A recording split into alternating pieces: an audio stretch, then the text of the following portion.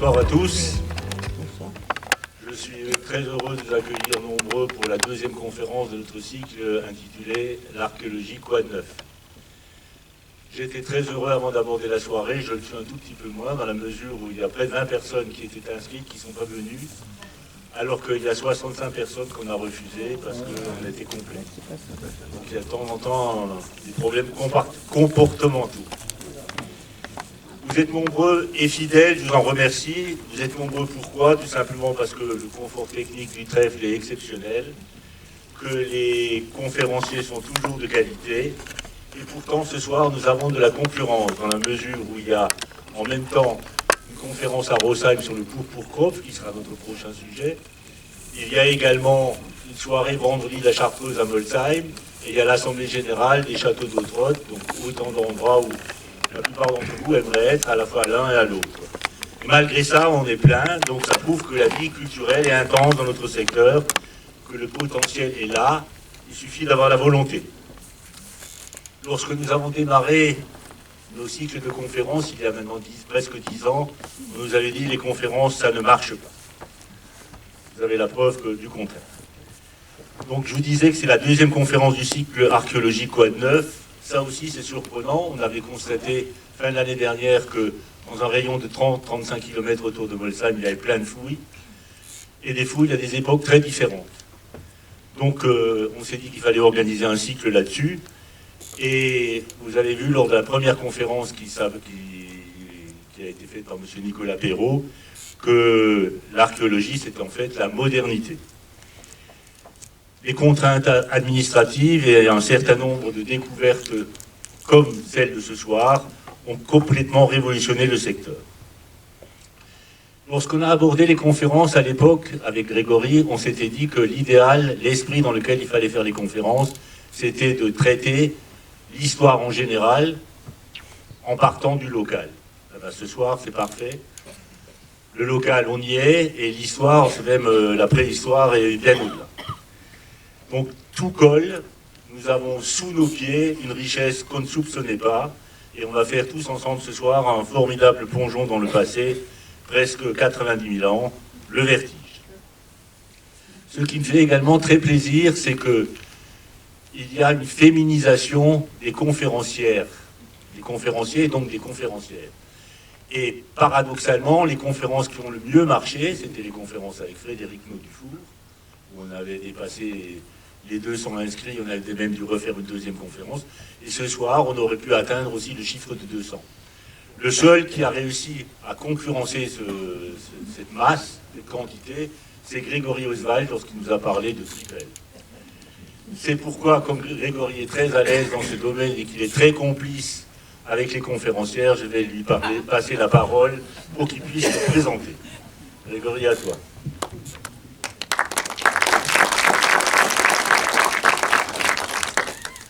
Bonsoir, très heureux également de vous retrouver ce vendredi soir, aussi nombreux, pour vous présenter effectivement nos deux conférencières, Héloïse Keller à gauche et Noémie Sévèque à droite, deux collègues alsaciennes d'adoption, devenues des amis qui dans un instant vous présenteront les Néandertaliens de la vallée de la Bruche, au pied du Felsbourg évidemment, entre Mutzig et Dingsheim.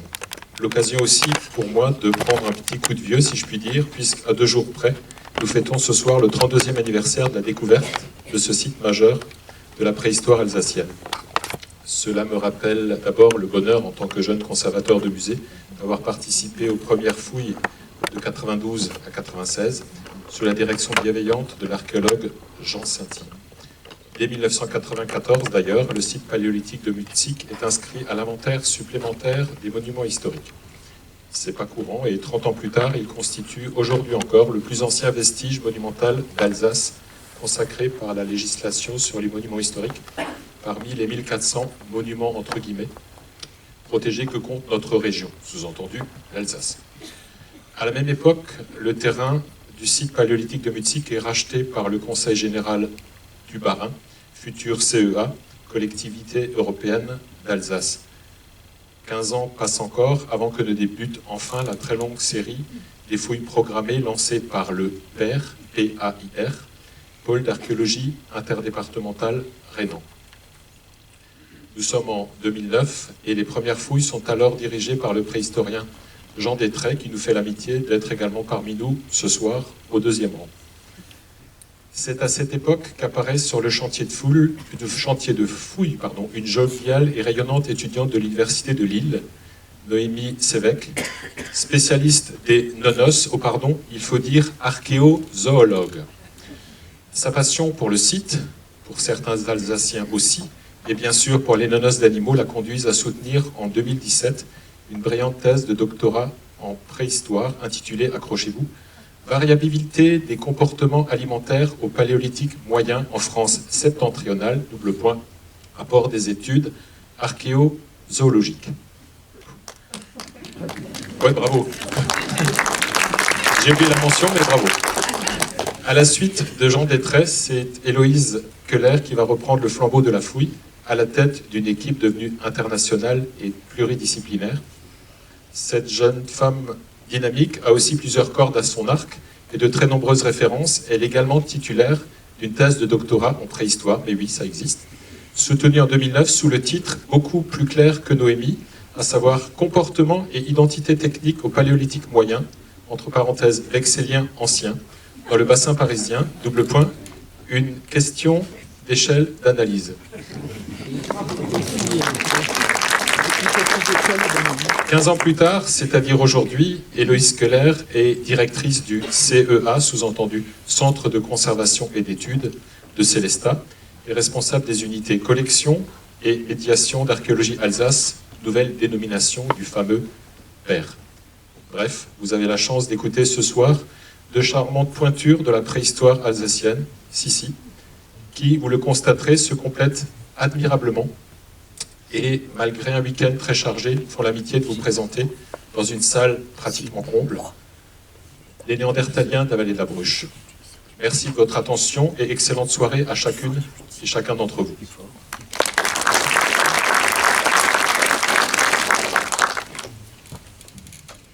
Bonjour à tous. Alors, j'ai pas l'habitude des micros. Est-ce que ça va comme ça? C'est bon, très bien. Alors du coup, je commence. Donc voilà, on va vous faire une petite présentation sur Néandertal tout court, Néandertal en Alsace, précisément dans la vallée de la Bruche. Et puis on va faire un petit zoom justement sur le site de Mutzig, qui est quand même le très gros site paléolithique moyen du coin. Alors du coup, quelques petites données générales quand même sur Néandertal, je pense que vous le connaissez tous. Néandertal, c'est Homo neanderthalensis, c'est notre cousin. Donc c'est pas notre ancêtre, contrairement à ce qui a très longtemps été dit au grand public. C'est notre cousin. On a un ancêtre commun il y a à peu près 500-600 000 ans, qui est probablement l'Homo heidelbergensis, qui lui est parti d'Afrique, est passé par le Proche-Orient et Moyen-Orient, est arrivé en Europe. Et donc après, ce qui s'est passé, c'est que par mutation génétique, par isolage géographique dû à la position quand même très excentrée de l'Europe, on a une nouvelle espèce qui s'est développée. Et donc, Néandertal est arrivé à peu près il y a 300 000 ans, avec ses caractéristiques physiques et génétiques propres. Et donc, c'est vraiment un homme qui s'est développé en Europe, mais qui a quand même finalement été assez loin en Asie, puisqu'en fait, on le retrouve jusqu'en Ouzbékistan. Hein. C'est la petite pointe violette tout à droite. Et il y a un pointeur. C'est génial. Voilà. Donc c'est vraiment un homme qui est eurasiatique, en fait. On ne le retrouve pas du tout en Afrique, on ne le retrouve pas du tout sur le continent américain. Par contre, il évolue aussi beaucoup au Proche-Orient et Moyen-Orient, avec Homo sapiens. Ces deux espèces qui ont vécu quand même 90 000 ans ensemble dans cette zone-là. Mais il faut savoir que pour la période qui nous intéresse, nous, il y a 90 000 ans, donc qui est l'âge du site de Mutzig, en Europe, il n'y a que Néandertal. Aujourd'hui, il n'y a aucune équivoque. Homo sapiens n'était pas du tout présent à cette époque-là. Et donc les derniers Néandertaliens, en fait, on les retrouve il y a à peu près 30 000 ans sur la péninsule ibérique, vraiment sur le fond du Portugal actuel, un peu repoussé par Sapiens. C'est vraiment les dernières traces qu'on a d'eux. Alors du coup, c'est notre cousin, mais on se ressemble quand même beaucoup. Hein.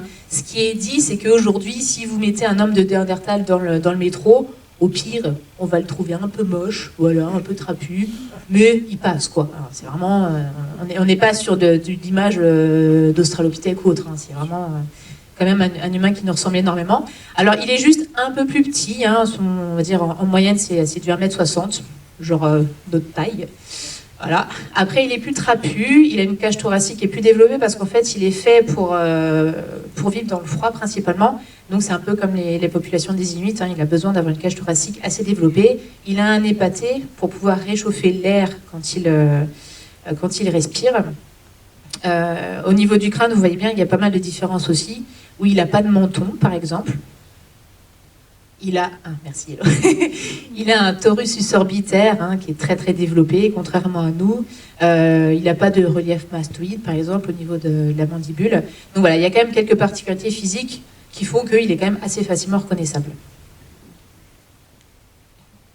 Alors, il faut savoir que Néandertal, c'est pas du tout l'image qu'on avait de lui il y a encore, peut-être 20 ans.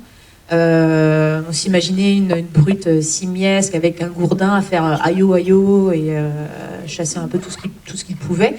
On est quand même sur des groupes humains où il y a énormément d'entraide en fait entre eux. Et là, par exemple, on a le petit papy de la Chapelle aux Saints. C'est une sépulture qui a été découverte il y a déjà un petit bout de temps. J'ai fouillé là-bas personnellement, donc j'ai eu ces os entre mes mains il y a quelques années. Et en fait, là, on est sur un petit papy de à peu près 70 ans, en sachant que l'espérance de vie de Néandertal, c'est plutôt 35 ans. Donc là, on a quand même un peu un centenaire pour chez nous. Et il se trouve que ce monsieur était un petit peu handicapé. Donc il n'était pas du tout, lui, en état de chasser, de survivre par lui-même. Donc ça, c'est quand même un bel exemple qu'on a d'un humain qui a forcément vécu dans un groupe familial où, en fait, les gens prenaient soin de lui. Parce que vu son état, il n'était pas capable de s'occuper de lui-même, et vu son âge comme ça, forcément, il y a eu de l'entraide. Donc voilà, on n'est pas sur je vous dis grossièrement, sur des gros débiles qui vivent individuellement et qui ne s'entraident pas. On est vraiment sur des groupes familiaux qui vont vivre ensemble et s'entraider. Donc on a quand même quelques beaux exemples.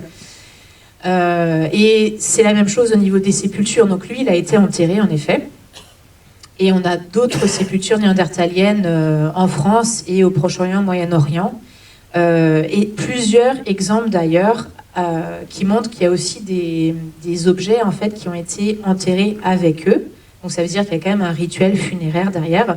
On a notamment en France, on a l'exemple de la Ferracie, c'est un enfant néandertalien qui a été enterré avec du silex. Et on a la même chose à Kébara en Israël. Voilà, aussi du silex qui a été enterré avec le mort. Donc c'est des fois, en effet, les hommes pouvaient être enterrés pour des questions un petit peu pratico-pratiques. Et puis des fois, il y a quand même des rituels qui devaient être faits. Donc on n'est pas si différent que les rituels qu'Homo sapiens, donc notre espèce à nous, peut être amené à faire. Et alors, un autre point important aussi, on sait par la morphologie et par la génétique que Néandertal était capable de parler comme nous. Alors évidemment, on ne saura jamais ce qu'il disait, ça c'est pas possible, mais il y a deux choses qui font qu'on sait ça depuis quelques années, c'est que, alors dans la gorge, en fait, on a un os hyoïde, c'est un os qui va permettre de maintenir les muscles en place et qui, du coup, pour nous, permet un langage articulé, donc à la langue de fonctionner correctement, et on a un exemple d'os hyoïde là-haut. Donc, d'une part, Néandertal a le même os hyoïde qu'Homo sapiens, donc vraiment qui permet la même fonctionnalité de langage. Et d'autre part, on a trouvé il y a quelques années le gène qui permet chez nous de coder le langage, et on l'a retrouvé exactement le même gène chez Néandertal. Donc on est sûr qu'il avait un langage articulé comme nous, ce qui fait qu'en effet, on était dans des groupes familiaux où voilà, il y avait de l'apprentissage aux enfants, il y avait de la communication, il y avait de l'entraide. Voilà. Donc on est quand même sur des populations assez proches d'Homo sapiens. Alors, faut savoir qu'à cette époque-là, en fait, tout du long de la vie de Néandertal, pendant 300 000 ans, on est la plupart du temps dans un environnement glaciaire. Je veux dire, c'est à peu près 90% du temps, il fait froid, et 10% du temps où là, on est sur des environnements plutôt tempérés. Ce qui fait que Néandertal, jusqu'il y a quelques années, était appelé l'homme du froid. Parce que, de fait, vivait dans 90% du temps dans des climats froids. Et aujourd'hui, on sait qu'en fait, il avait une très grande capacité d'adaptation à son environnement. Et donc, en fait, il était capable de vivre dans à peu près tous les milieux, sauf, alors, le deuxième que vous avez, voilà, la deuxième image ici, en fait, là, c'est ce qu'on appelle du plénie glaciaire. Donc là, quand on est en plein plénie glaciaire en Europe, il n'y a plus personne. Parce qu'il n'y a pas de végétaux, donc il n'y a pas d'animaux, donc il n'y a pas d'humains. Voilà, comme ça, c'est des zones qui sont vraiment désertées. Mais que ce soit des périodes froides, comme là vous voyez avec le mammouth, des périodes froides, mais pas du pléniglaciaire, Néandertal, et là partout, sur des petits pics de réchauffement qu'on appelle des interstades, il est là aussi. Alors, il s'adapte à tout, il change de gibier, mais il est là. Et sur vraiment des périodes chaudes, donc des interglaciaires, c'est ce que vous avez à droite, il est là aussi. Et donc on a quand même eu des périodes chaudes qui étaient bien plus chaudes qu'actuellement. On avait ici en France de l'hippopotame, du macaque, l'éléphant. Donc voilà. Et lui, en fait, est présent à chaque fois, donc s'adapte systématiquement à son environnement. Une des particularités aussi néandertale, c'est sa façon de tailler ses outils en pierre, puisque donc à l'époque ce sont des nomades, donc ils n'ont pas de poterie, ils n'ont pas de céramique, leurs seuls outils qu'on retrouve sont en pierre. Ils avaient sûrement des outils en bois, mais malheureusement qui ne se conservent pas. Et en fait, Néandertal va mettre au point une méthode pour tailler ces outils en pierre qui va être un peu révolutionnaire, qui va changer par rapport à son prédécesseur. En fait, pour faire simple, il va prendre un bloc, ce qu'on peut voir là, un bloc de matière première, là, et en fait, il va l'aménager, il va enlever des éléments pour le mettre à la forme qu'il veut, de sorte à pouvoir après détacher un outil qui aura la forme exactement qu'il désire. C'est-à-dire que là, il savait que l'outil allait être de forme triangulaire. Alors pourquoi il fait ça? C'est parce qu'on pense que c'est lié à l'invention de l'emmanchement, donc le fait de mettre les outils au bout de manches en bois, par exemple, et sachant que les manches en bois vont être longs à fabriquer, alors que les outils en silex ou en pierre vont fréquemment casser. Et par contre, donc, une fois qu'ils sont cassés, hop, on change juste l'outil et on met un outil de la même forme, de la même épaisseur, sans avoir besoin de changer de manche. Et donc ça va produire vraiment, enfin, ça va marquer un changement radical dans la façon de concevoir ces outils. Et ça montre aussi qu'il est capable, du coup, d'anticiper, de trouver une matière qui va lui convenir au niveau de la forme, de l'aménager et de savoir déjà en fait qu'il va avoir un objet d'une forme voulue. Donc ça montre déjà une capacité cognitive assez importante. Donc à partir des outils en pierre, puisque ça va être vraiment un de nos témoins privilégiés du savoir-faire de Néandertal, puisque ça se conserve sur de nombreuses années, les chercheurs, nous, on va essayer de voir si Néandertal, puisque finalement, pour avoir un outil tranchant, on peut le faire de plusieurs formes et avec différentes techniques. Et donc, on va essayer de faire ce qu'on appelle des typologies, donc de voir est-ce qu'il taillait tout le temps de la même façon, de la même forme, tout le temps partout, et tout le temps dans la même époque. Pour essayer de voir des groupes, si on voit des groupes culturels, des traditions techniques différentes dans le temps et dans l'espace. Et il s'avère qu'il y a donc des petites différences. Et notamment, on voit que le rein, là qu'on a mis en bleu bien foncé, peut aussi avoir peut-être peut être interprété des fois comme une zone de frontière ou de passage en fonction des moments.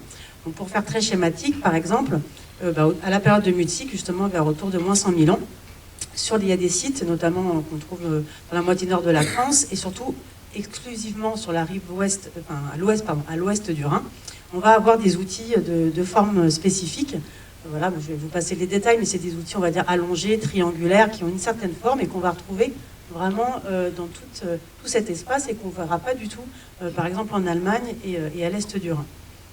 Un peu plus tard, il va y avoir pas mal de sites qui vont être plutôt dans le sud de la France. Et là, on va retrouver des outils qui sont complètement différents.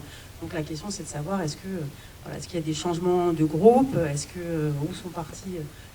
C'est question un peu de mouvement de population. Et enfin, plus tard, à la fin de l'époque de Néandertal, on va retrouver majoritairement des sites en Allemagne, en Europe centrale, qui vont présenter d'autres formes d'outils. C'est ce qu'on appelle des pièces bifaciales à dos. Et ça, on les retrouve vraiment en majorité à l'est du Rhin. Par contre, on trouve quelques petites incursions là, ici, en France. Donc c'est la question de savoir est-ce qu'il y a eu des contacts, des échanges.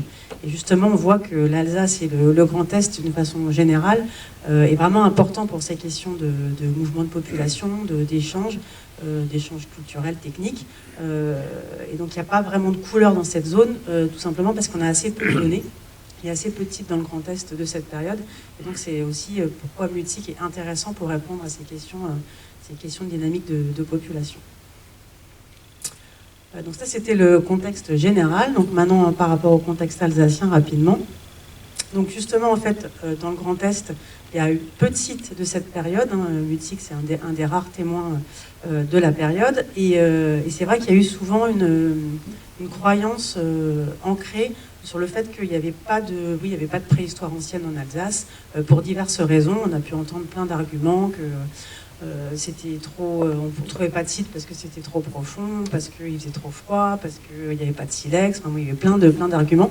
Et c'est vrai qu'il n'y a pas eu forcément une tradition de la recherche aussi développée que dans d'autres régions, et qui peut expliquer aussi le manque de sites, puisqu'en fait, il n'y a aucune raison pour qu'il n'y ait pas de site de cette période en Alsace. Déjà au niveau géographique, si on regarde la carte des reliefs en Europe, on voit que l'Alsace et le Rhin supérieur est vraiment un endroit stratégique pour ces périodes-là, puisqu'en fait, entre le couloir rhénan qui relie le Rhône au sud, ça fait un couloir de circulation qui est très intéressant. Et notamment, justement, Noémie évoquait ces changements climatiques, de phases froides et phases chaudes. Donc forcément, les troupeaux d'animaux ont migré, sont allés du nord au sud de l'Europe en fonction des évolutions climatiques. Et donc, c'était forcément attractif pour les hommes aussi de suivre ces troupeaux. Et d'ailleurs, dans la vallée du Rhin, souvent, beaucoup de gravières ressortent très fréquemment des restes d'animaux, des restes de mammouths, de rhinocéros, assez de façon nombreuse, qui montrent qu'à certaines époques, il y avait beaucoup de gibier potentiel, donc il n'y a aucune raison que l'homme ne l'ait pas exploité. C'est aussi intéressant puisqu'on est aussi relié à l'est avec le Danube au sud. En plus, l'Alsace a des contextes sédimentaires qui sont très favorables à la conservation des sites archéologiques, donc il n'y a pas de raison qu'il n'y ait pas de site. Pourtant, pour faire très rapide sur l'historique des recherches, il y a eu quand même des pionniers sur la recherche de la préhistoire ancienne. On a mis les trois principaux, Frédéric Faudel, Paul Wernert et Robert Forer, qui ont œuvré, et notamment, alors surtout avec des suivis de travaux, comme dans les carrières d'Arenheim ou à Grèce-Villers, ça j'y reviendrai pour la voie ferrée, qui ont pu suivre donc justement des exploitations, des creusements, et qui ont pu découvrir des sites archéologiques et qui se sont intéressés à la préhistoire ancienne, qui ont beaucoup œuvré autour de leur lieu de travail, donc notamment autour de Strasbourg et de Colmar. Après, il y a eu un petit moment d'oubli, et puis il y a eu André Thévenin et Jean Sainty, qui étaient à l'équivalent du service régional de l'archéologie de l'époque, qui eux aussi ont bien dynamisé la recherche sur la préhistoire ancienne. Donc notamment, ils ont repris les fouilles à Arenheim. Donc c'est Jean Sainty qui a découvert la fouille de Mutzig, et André Thévenin qui a aussi fouillé la grotte d'Oberlark dans le sud de l'Alsace, qui a été aussi un site très connu. Donc eux, c'est surtout dans les années 80-90, et après, en fait, quand ils ont quitté leur fonction, malheureusement, c'est vrai que c'est là où il y a eu un petit creux. Il n'y a pas forcément eu de préhistoriens, on va dire, en poste, que ce soit justement au niveau de l'équivalent de la DRAC ou au niveau de l'université. Et donc, il y a eu un peu cette perte de dynamique de recherche dans la préhistoire ancienne. Et on est passé un peu... C'était au moment aussi, au début des années 2000, où l'archéologie préventive s'est développée. Il y a eu des grands travaux, beaucoup de fouilles. Et il y a personne qui s'est vraiment intéressé à cette période. Et donc du coup, ça explique aussi pourquoi il y a peu de sites. Donc depuis plusieurs années maintenant, donc il y a eu d'autres chercheurs qui se sont intéressés, et il y a eu donc plusieurs sites qui ont été découverts. Donc par exemple, là c'est une carte qui montre les dernières découvertes de ces 10 dernières années, on va dire. Ça c'est de la période justement de Néandertal, et on voit qu'il y a quand même maintenant quelques petits points rouges, et notamment il y a des sites qui ont été trouvés dans le cadre du contournement ouest de Strasbourg. On voit la vallée de la Bruche, donc des sites qui ont été trouvés assez récemment. Voilà, donc maintenant par rapport, on va passer au site de Mutzig en général. Donc je ne vais pas vous refaire l'affront de vous situer le site de Mutzig. Bon, ce qui est intéressant, donc, c'est ce couloir rhénan. Et surtout là, ce qui est le plus intéressant, ça va être sa position, on va dire, topographique. Puisqu'en fait, donc on voit là, c'est la vallée de la Bruche. Ça, c'est la plaine rhénane, et on voit que le site, il se situe vraiment au débouché de la vallée de la Bruche au niveau du Rhin. Donc, et un endroit où c'est très resserré. En fait, c'est sur un éperon rocheux qui fait face à une espèce de colline. Et donc, on y reviendra régulièrement lors de la conférence. C'était sûrement un lieu stratégique pour la chasse de piégeage, puisque le passage était assez étroit. Et donc, au niveau du passage des animaux, ça a dû être sûrement utilisé pour les piéger. Voilà. de façon plus en détail, le site est ici, donc au pied de la falaise du Felsbourg, et donc ça fait face exactement à cette colline. Et donc, en fait, à la fin du 19e et au début du 20e, il y a déjà eu des premières découvertes au niveau des travaux de la voie ferrée, et après son doublement. Et donc, c'est Robert Forer, dont je parlais tout à l'heure, qui a pu suivre les travaux. Et il y a eu des ossements en fait, d'animaux préhistoriques qui ont été trouvés, par contre sans trace de présence humaine. Alors, à l'époque, c'était aussi sur la question de savoir est-ce que ça aurait été bien détecté. Mais en tout cas, il y avait des ossements animaux déjà là. Et en fait, le site a vraiment été découvert en 1992. Donc, un particulier, en fait, a creusé à l'arrière de son jardin. Et en creusant à l'arrière de son jardin, il a découvert de nouveau des ossements, mais aussi des outils taillés, qu'il a été faire expertiser. Et donc, c'était bien un site préhistorique. Et en fait, je ne sais pas si on voit bien, là, c'est la parcelle. Donc, là, ça, c'est en noir. C'est la maison du particulier qui a creusé, qui a trouvé un site. Et en fait, il se trouve que ces deux parcelles-là n'étaient pas construites, mais il y avait un projet de construction d'immeubles. Donc, alors voilà, pour la petite, ce qu'on raconte, c'est que ce monsieur n'avait pas du tout envie d'avoir un immeuble juste à côté de chez lui et qu'il a fait grand bruit de sa découverte. Donc, pour une fois, l'archéologie, on va dire, était bien vue. Et donc, du coup, il y a eu c'est Jean Sainty qui a été expertiser le terrain avant cette construction. Et donc, il a fait des sondages, des tranchées. En fait, ils sont venus avec une pelle mécanique, donc avec le gorille aussi. Et donc, ils ont creusé à espace régulier pour voir s'il y avait bien des vestiges préhistoriques. Et il s'est avéré que c'était systématiquement positif. Et donc, comme ça a été dit, le projet de construction a été gelé. Les deux parcelles ont été achetées par c'était le département du Bas-Rhin et avec la DRAC pour le protéger, le fouiller et puis le mettre en valeur plus tard. Voilà, ça c'était deux parcelles. Et donc les fouilles sont aujourd'hui sur ces deux parcelles. Et donc voilà, ça c'était les découvertes de l'époque des années 90. Ce qui est intéressant, c'est qu'en fait, après, pendant des dizaines d'années, Jean Sainty et ses collègues ont fait plein de petits sondages partout. C'est ce qu'on voit, les tout petits carrés. Voilà. Et après, au niveau de l'archéologie préventive, maintenant, quand il y a eu des constructions qui se sont faites, systématiquement, on va regarder. Et en fait, ça a permis de délimiter sur plus de 5000 m², là, tout en jaune, la présence de vestiges préhistoriques datant de l'époque de Néandertal. Donc en fait, il faut imaginer que Mutzig, c'est pas un site, mais c'est plusieurs sites. Hein, on n'a pas exactement, on peut pas le quantifier aujourd'hui, mais c'est plusieurs sites. Et nous, aujourd'hui, on fouille voilà, un petit carré rouge. Là. Donc c'est une petite fenêtre, donc on fouille un des sites. Mais ça nous donne...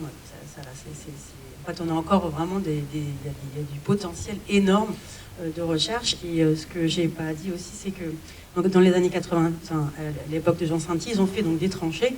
Et en fait, ils se sont aperçus qu'il y avait ce qu'on appelle plusieurs niveaux. C'est-à-dire ils ont vu du matériel archéologique, puis après il y a du sable, puis après de nouveau du matériel archéologique, puis après il y a du sable.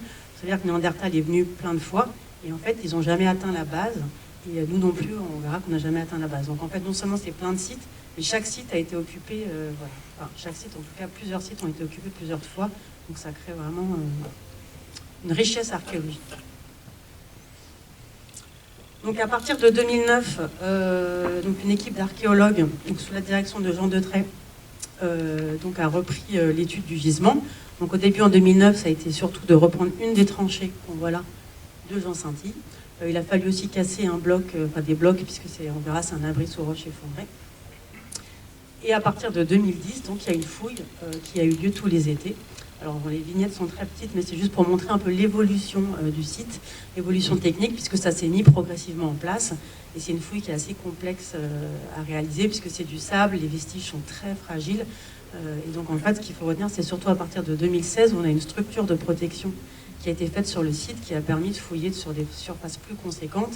Et ça a permis d'éviter de reboucher chaque année, où c'était vraiment très, très, très compliqué. Donc ce site a été fouillé par Archéologie Alsace, mais avec de nombreux partenaires, donc notamment nos collègues suisses et diverses universités, donc la Société d'histoire de Mutzig environ, et évidemment avec le musée de la Chartreuse de Molsheim. Voilà, donc et donc c'est des fouilles, donc comme il n'y a pas de menace de destruction, ce sont des fouilles, ce qu'on appelle l'archéologie programmée, donc on est là tous les étés, donc tous les mois d'août, ça fait voilà, depuis plus de 10 ans qu'on est là, et donc on fouille avec des bénévoles. essentiellement des étudiants en archéologie. C'est un chantier école, on en profite pour former les étudiants et donc avec aussi donc, les bénévoles de la Société d'Histoire. Et donc oui, ma collègue me disait, donc on est là tous les mois d'août et donc on organisera une porte ouverte. Donc probablement peut-être le 17 août, mais c'est pas encore calé. Mais en tout cas, si vous êtes intéressés, vous serez les bienvenus pour visiter la fouille. Ouais, alors du coup là vous avez une image justement de la structure de fouille en haut à droite là. Donc on a en effet depuis 2016 qui nous facilite beaucoup la vie. Déjà ça nous abrite des orages, parce que les orages au mois d'août en Alsace, et ça peut être assez méchant. Alors la manière de fouiller, nous d'un site à l'autre on fouille pas tous de la même manière. Nous on fait ce qu'on appelle de la fouille planimétrique. Donc ça c'est l'image que vous avez en bas. Ça veut dire que nous, en fait, on va essayer d'atteindre un même niveau archéologique dans une zone et on va essayer de suivre ce niveau-là. D'accord ? Donc là, vous avez quand même plusieurs mètres carrés qui sont fouillés en continu ensemble parce que c'est un niveau archéologique, donc une occupation. Et alors, une fois qu'on a atteint ce niveau de fouille, il faut savoir que justement, à Mulhouse, c'est particulièrement riche. Bon, on a quand même tous les deux beaucoup fouillé. Moi, c'est le site le plus riche sur lequel je travaille depuis le début. Donc à un moment donné, pour certains niveaux, il se trouve qu'on ne peut plus fouiller parce qu'on n'a plus de sédiments. Voilà, on n'a plus que des eaux et des cailloux. Donc à un moment donné, il faut relever les choses. Et donc là, commence une partie très chronophage et que tout le monde aime beaucoup, c'est de prélever le matériel. Donc ce qu'on va faire, c'est qu'on va s'équiper d'un tachéomètre que vous avez ici en haut. Ce tachéomètre-là va nous permettre en fait de coordonner tous les vestiges. Donc on a le site en fait est coordonné et chaque vestige va recevoir un numéro d'identification et des coordonnées X, Y, Z. Donc après, on va être en fait capable de replacer tous les vestiges archéo dans une grille X, Y, Z. Voilà. Et donc pour ce faire, on a notre collègue Mathias en fait qui est au tachéomètre et qui relève absolument toutes les pièces. Donc des fois il va passer des jours à s'arracher les cheveux, à faire 1000 pièces en 3 jours, le pauvre. Et alors on installe ce qu'on appelle un carroyage. Donc là vous avez en fait l'entièreté de la fouille de notre zone à nous. Donc, vous avez vu c'était le petit carré rouge qu'on a vu tout à l'heure, donc toute petite zone sur l'intégralité du site. Et en fait on a différentes zones de fouille. On les fouille pas. Alors, on les a pas toutes commencées en même temps, ce qui fait qu'on n'a pas les mêmes niveaux archéo sur toutes les zones. Donc, on travaille aussi par zone. Et en fait, on installe ce qu'on appelle un carroyage. Donc, en fait, c'est un peu le système de la bataille navale. Vous voyez que on va avoir des A, B, C, D, E, F, etc. Et puis 1, 2, 3, 4, 5, gna. Et ce qui fait qu'en fait, on va avoir des carrés de fouille, par exemple G5 ou par exemple I4. Voilà, ce qui va nous permettre, nous, de nous repérer aussi dans l'espace. Et en fonction des zones sur lesquelles on fouille. Alors, une fois qu'on a... En fait, il y a deux choses. Donc, il y a le matériel qu'on récupère. Donc, on coordonne sur le site avec le tachéomètre. Donc, ces pièces-là, après, il faut qu'elles soient prêtes à l'étude. Alors, ici, on récupère deux choses. Sur les sites paléolithiques de cette époque-là, on récupère deux choses. Donc, d'une part, toutes les pièces qui sont les pièces lithiques qui sont produites, taillées par Néandertal, et d'autre part des ossements. Et donc ces pièces-là vont partir après à l'étude. Alors c'est Simon Dimmer qui s'occupe de l'étude lithique. Après on a une Dorota, alors son nom de famille compliqué, c'est une Suisse. J'arrive pas. Elle est polonaise surtout. Ouais. Donc j'arrive pas à dire son nom de famille, mais en tout cas Dorota qui fait l'étude tracéologique sur le matériel lithique. Et l'étude de la faune, donc c'est moi qui le fais du coup. Et ce qui fait qu'en fait, ces pièces-là doivent être préparées pendant la fouille pour que, à la fin du mois d'août, tout soit prêt à l'étude. Donc en fait, là, il y a un gros travail à côté de lavage des pièces, de conditionnement, de marquage du lithique. Donc ça, c'est quelque chose justement qu'on fait au musée de la Chartreuse, donc avec notre petit Grégory qui nous aide et qui nous accueille tous les mois d'août. Donc ça, c'est d'une part pour le matériel qui est vraiment récupéré, qui est coté sur site, avec coordonnées. Et d'autre part, il faut aussi s'occuper de tous les sédiments qu'on fouille, qu'on récupère, où il n'y a plus grand-chose dedans, mais il faut quand même s'en occuper et voir.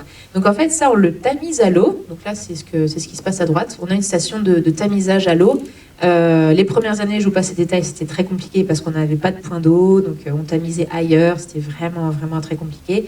Maintenant, on a de l'eau courante, on a une belle station, donc c'est vrai qu'on est quand même tout à fait autonome. Et donc ces sédiments-là, on les passe dans l'eau, on nettoie tout, on enlève le sable, et donc après on récupère ce qu'on appelle le refus de tamis, où là on va avoir encore un petit peu de matériel archéologique, plus des petits cailloux, des petits galets, un peu de quartz et tout ça. Et donc ces refus de tamis-là, on les fait sécher, et une fois qu'ils sont secs, il faut les trier. Donc là c'est ce qui se passe ici. Et donc là, on va extraire de ce refus de tamis ce qui est intéressant. Alors d'une part, on va avoir ce qu'on appelle la microfaune. Donc ça, c'est les petits os de rongeurs, de batraciens, de serpents, de poissons, qui sont évidemment trop petits pour être vus directement à la fouille et donc récupérés au tachéomètre. Mais c'est des trucs qui sont super importants. Donc on va les récupérer là. Et donc nous, on a notre collègue Emmanuel Stotzel qui s'occupe de la microfaune et qui du coup récupère son matériel justement après qu'il y ait eu du tri comme ça des sédiments. On va récupérer aussi des tout petits éléments lithiques. On va avoir beaucoup de tout petits éclats en fait, qui sont vraiment des petits éclats de taille, donc très très petits, qu'on ne va pas voir à la fouille, mais qui sont super importants pour comprendre comment est-ce que l'homme a taillé dans ces occupations-là. Donc ça, c'est Simon qui les récupère aussi. Et puis après, on va avoir tous les petits bouts d'os et les petits bouts de dents qui sont un petit peu cassés, donc pareil qu'on récupère aussi. Donc c'est quelque chose qui est très très chronophage, tout ça, de laver, faire sécher, de trier, mais qui en fait sont super importants pour récupérer notamment la microfaune et les petits éclats de lithique. Alors, les ossements à Mutzig, de manière générale, sont très très beaux, sont très bien conservés, sauf certains niveaux, mais globalement, c'est vraiment magnifique. Mais il faut quand même, pour certaines pièces, en prendre un peu soin. Donc des fois, on va être amené à consolider directement sur place des ossements. Là, c'est ce qui se passe sur celui-là. Là, on avait une jolie mandibule de reine. Bien conservée, pas de problème. Hein. Mais il ne faut pas oublier qu'elle a 90 000 ans et qu'on savait très bien que si on l'a prélevée du sol comme ça allait casser. Donc des fois, voilà, il faut directement consolider sur place. On a un mélange en fait de résine acrylique, différentes dilutions dans différents produits qui permet de vraiment durcir un peu les os sur place. Et donc après, on peut les prélever sans problème.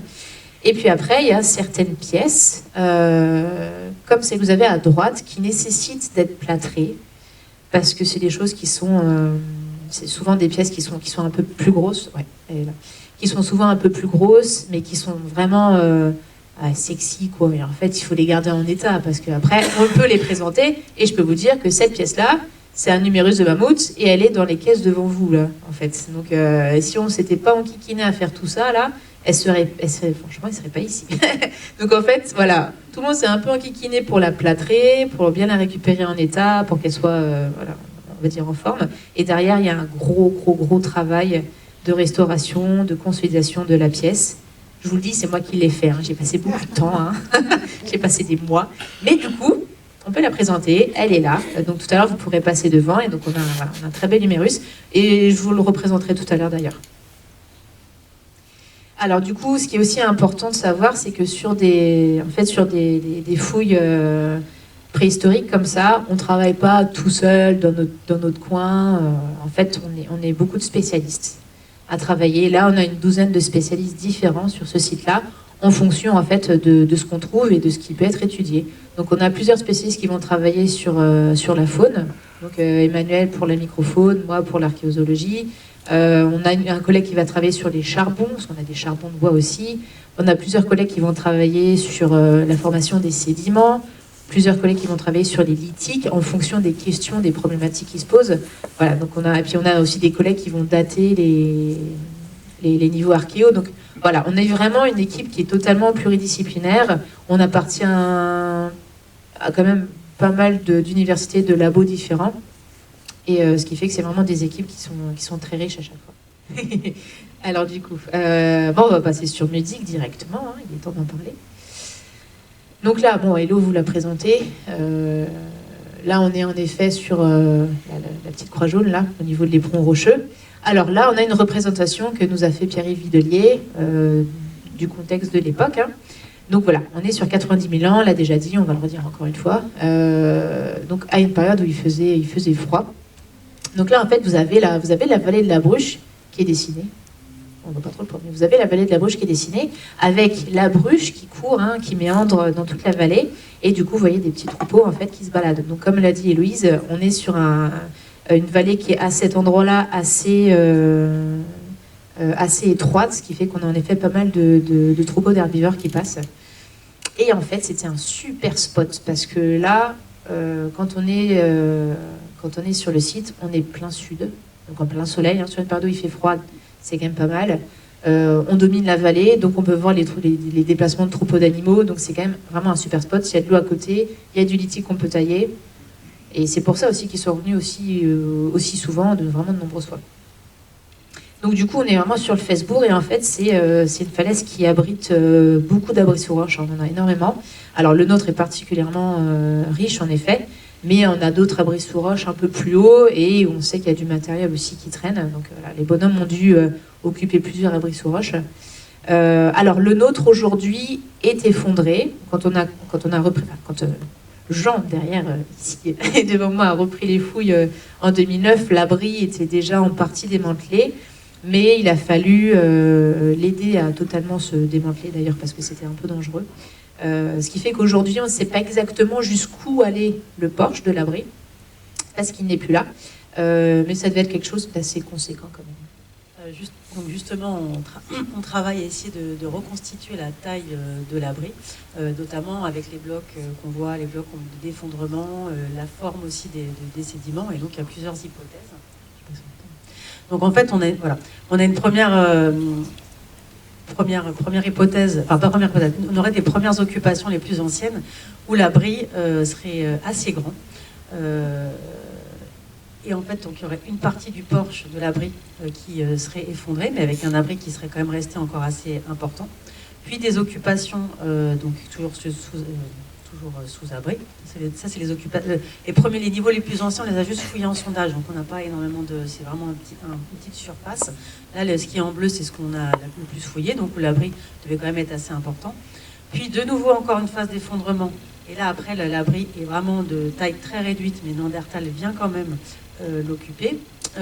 Et enfin, après, la dernière phase d'effondrement. Et après, donc, nous, on a des niveaux archéologiques, mais qui sont sûrement. Qui proviennent de collisionnement, ce qu'on appelle en fait d'abri peut-être qui était au-dessus, d'occupation au-dessus, mais en fait ça a été raviné et c'est tombé, donc c'est pas en place. Nous on va s'intéresser surtout au niveau en place. Alors du coup on a plusieurs niveaux archéo à Mutzig, ce qui est généralement le cas d'ailleurs sur les sites paléolithiques, mais pas forcément autant. Alors du coup là, Héloïse vous a dit que les premiers niveaux au-dessus sont en effet collisionnés, c'est des choses qui ne sont pas en place, le matériel il est remué, il est cassé, il est mal conservé, il vient souvent des abris du haut, donc c'est vraiment ce qu'on appelle des niveaux qui sont pas en place, voilà, qui sont remaniés. Après par contre, on a 8 beaux niveaux archéo, donc 8 occupations différentes, et on va voir dans le détail justement après, parce qu'elles sont, voilà, il y a en gros 2 ensembles qui sont très différents. On a une phase d'abandon où l'homme part pendant un certain temps. Et en fait, là, donc, on va avoir un gros niveau stérile, hein, beaucoup de sable, sans pièces. Et en fait, les carnivores vont venir, alors probablement du loup d'ailleurs. Voilà, on pense que c'est du loup. On a retrouvé notamment ce qu'on appelle des coprolites. Donc c'est des excréments fossilisés en fait, hein, on retrouve des caca de loup quoi. Et la forme en fait des coprolites fait penser aux excréments de loup actuels. Hein. Ils font un peu tous des formes différentes et voilà. Donc a priori ce serait du loup. Voilà. Donc qui viennent occuper en fait l'abri quand l'homme n'est plus là. Et après les bonhommes reviennent et aujourd'hui on a 4 niveaux 10, 11, 12, 13 qui sont finalement du coup les premières occupations du site. Hein, c'est les plus vieilles. Et en sachant justement, comme on disait tout à l'heure, qu'on ne sait pas jusqu'où on va, parce qu'on n'a pas le substrat, on ne sait pas s'il reste 10 cm à fouiller ou 10 mètres. C'est une grande surprise. On essaye par certaines méthodes géomagnétiques d'essayer de savoir un petit peu où est le substrat, mais voilà, pour l'instant, c'est pas concluant. Ce qui fait qu'on a peut-être encore 2, 3, 4, peut-être encore 10 niveaux archéo derrière, on ne sait pas. Donc c'est un peu le suspense. Mais en tout cas, on a vraiment un site qui est riche en nombre d'occupations différentes et très très riche en termes d'intensité d'occupation en fait. Et alors du coup, on a des datations sur toute la séquence, du bas du sondage, donc le niveau 13, 12-13 on va dire, jusqu'en haut de la séquence. Et c'est très cohérent, en fait, on a une date vers 90 000 ans, ce qui indique quand même, vu on va dire la hauteur de la séquence, qu'on a quand même une sédimentation qui est très rapide, hein, parce qu'après on est en abri sous roche, donc c'est du grès, ça s'effrite, il y a du vent, il y a de l'eau, ce qui fait qu'en effet, voilà, ça sédimente très très vite, et donc on a quand même des occupations qui sont très répétées et très intenses, hein, vraiment. Et donc, du coup, il y a 90 000 ans, on est ce qu'on appelle en début vexélien. Donc, le vexélien, c'est la dernière glaciation. Donc là, on est en début de vexélien, à une période où il faisait déjà froid. D'accord ? Donc, on n'est pas en plein pléniglaciaire encore, hein, sinon l'homme ne serait plus là, mais on est déjà dans une période totalement froide. Alors après, d'un niveau à l'autre, on peut voir avec la microfaune, donc avec tout ce qui est petits rongeurs notamment, des petites différences. Voilà, des niveaux qui vont être plus ou moins froids, un peu plus tempérés, mais en restant quand même, voilà, on n'est pas dans l'interglaciaire non plus, hein. Des niveaux qui vont être un peu plus humides, un peu plus arides. Voilà. Donc ça, justement, la microfaune permet d'être assez précis là-dessus. Les charbons de bois brûlés aussi. Mais là, on est globalement dans une période vraiment froide, mais où du coup, voilà, les animaux étaient là et du coup, l'homme aussi.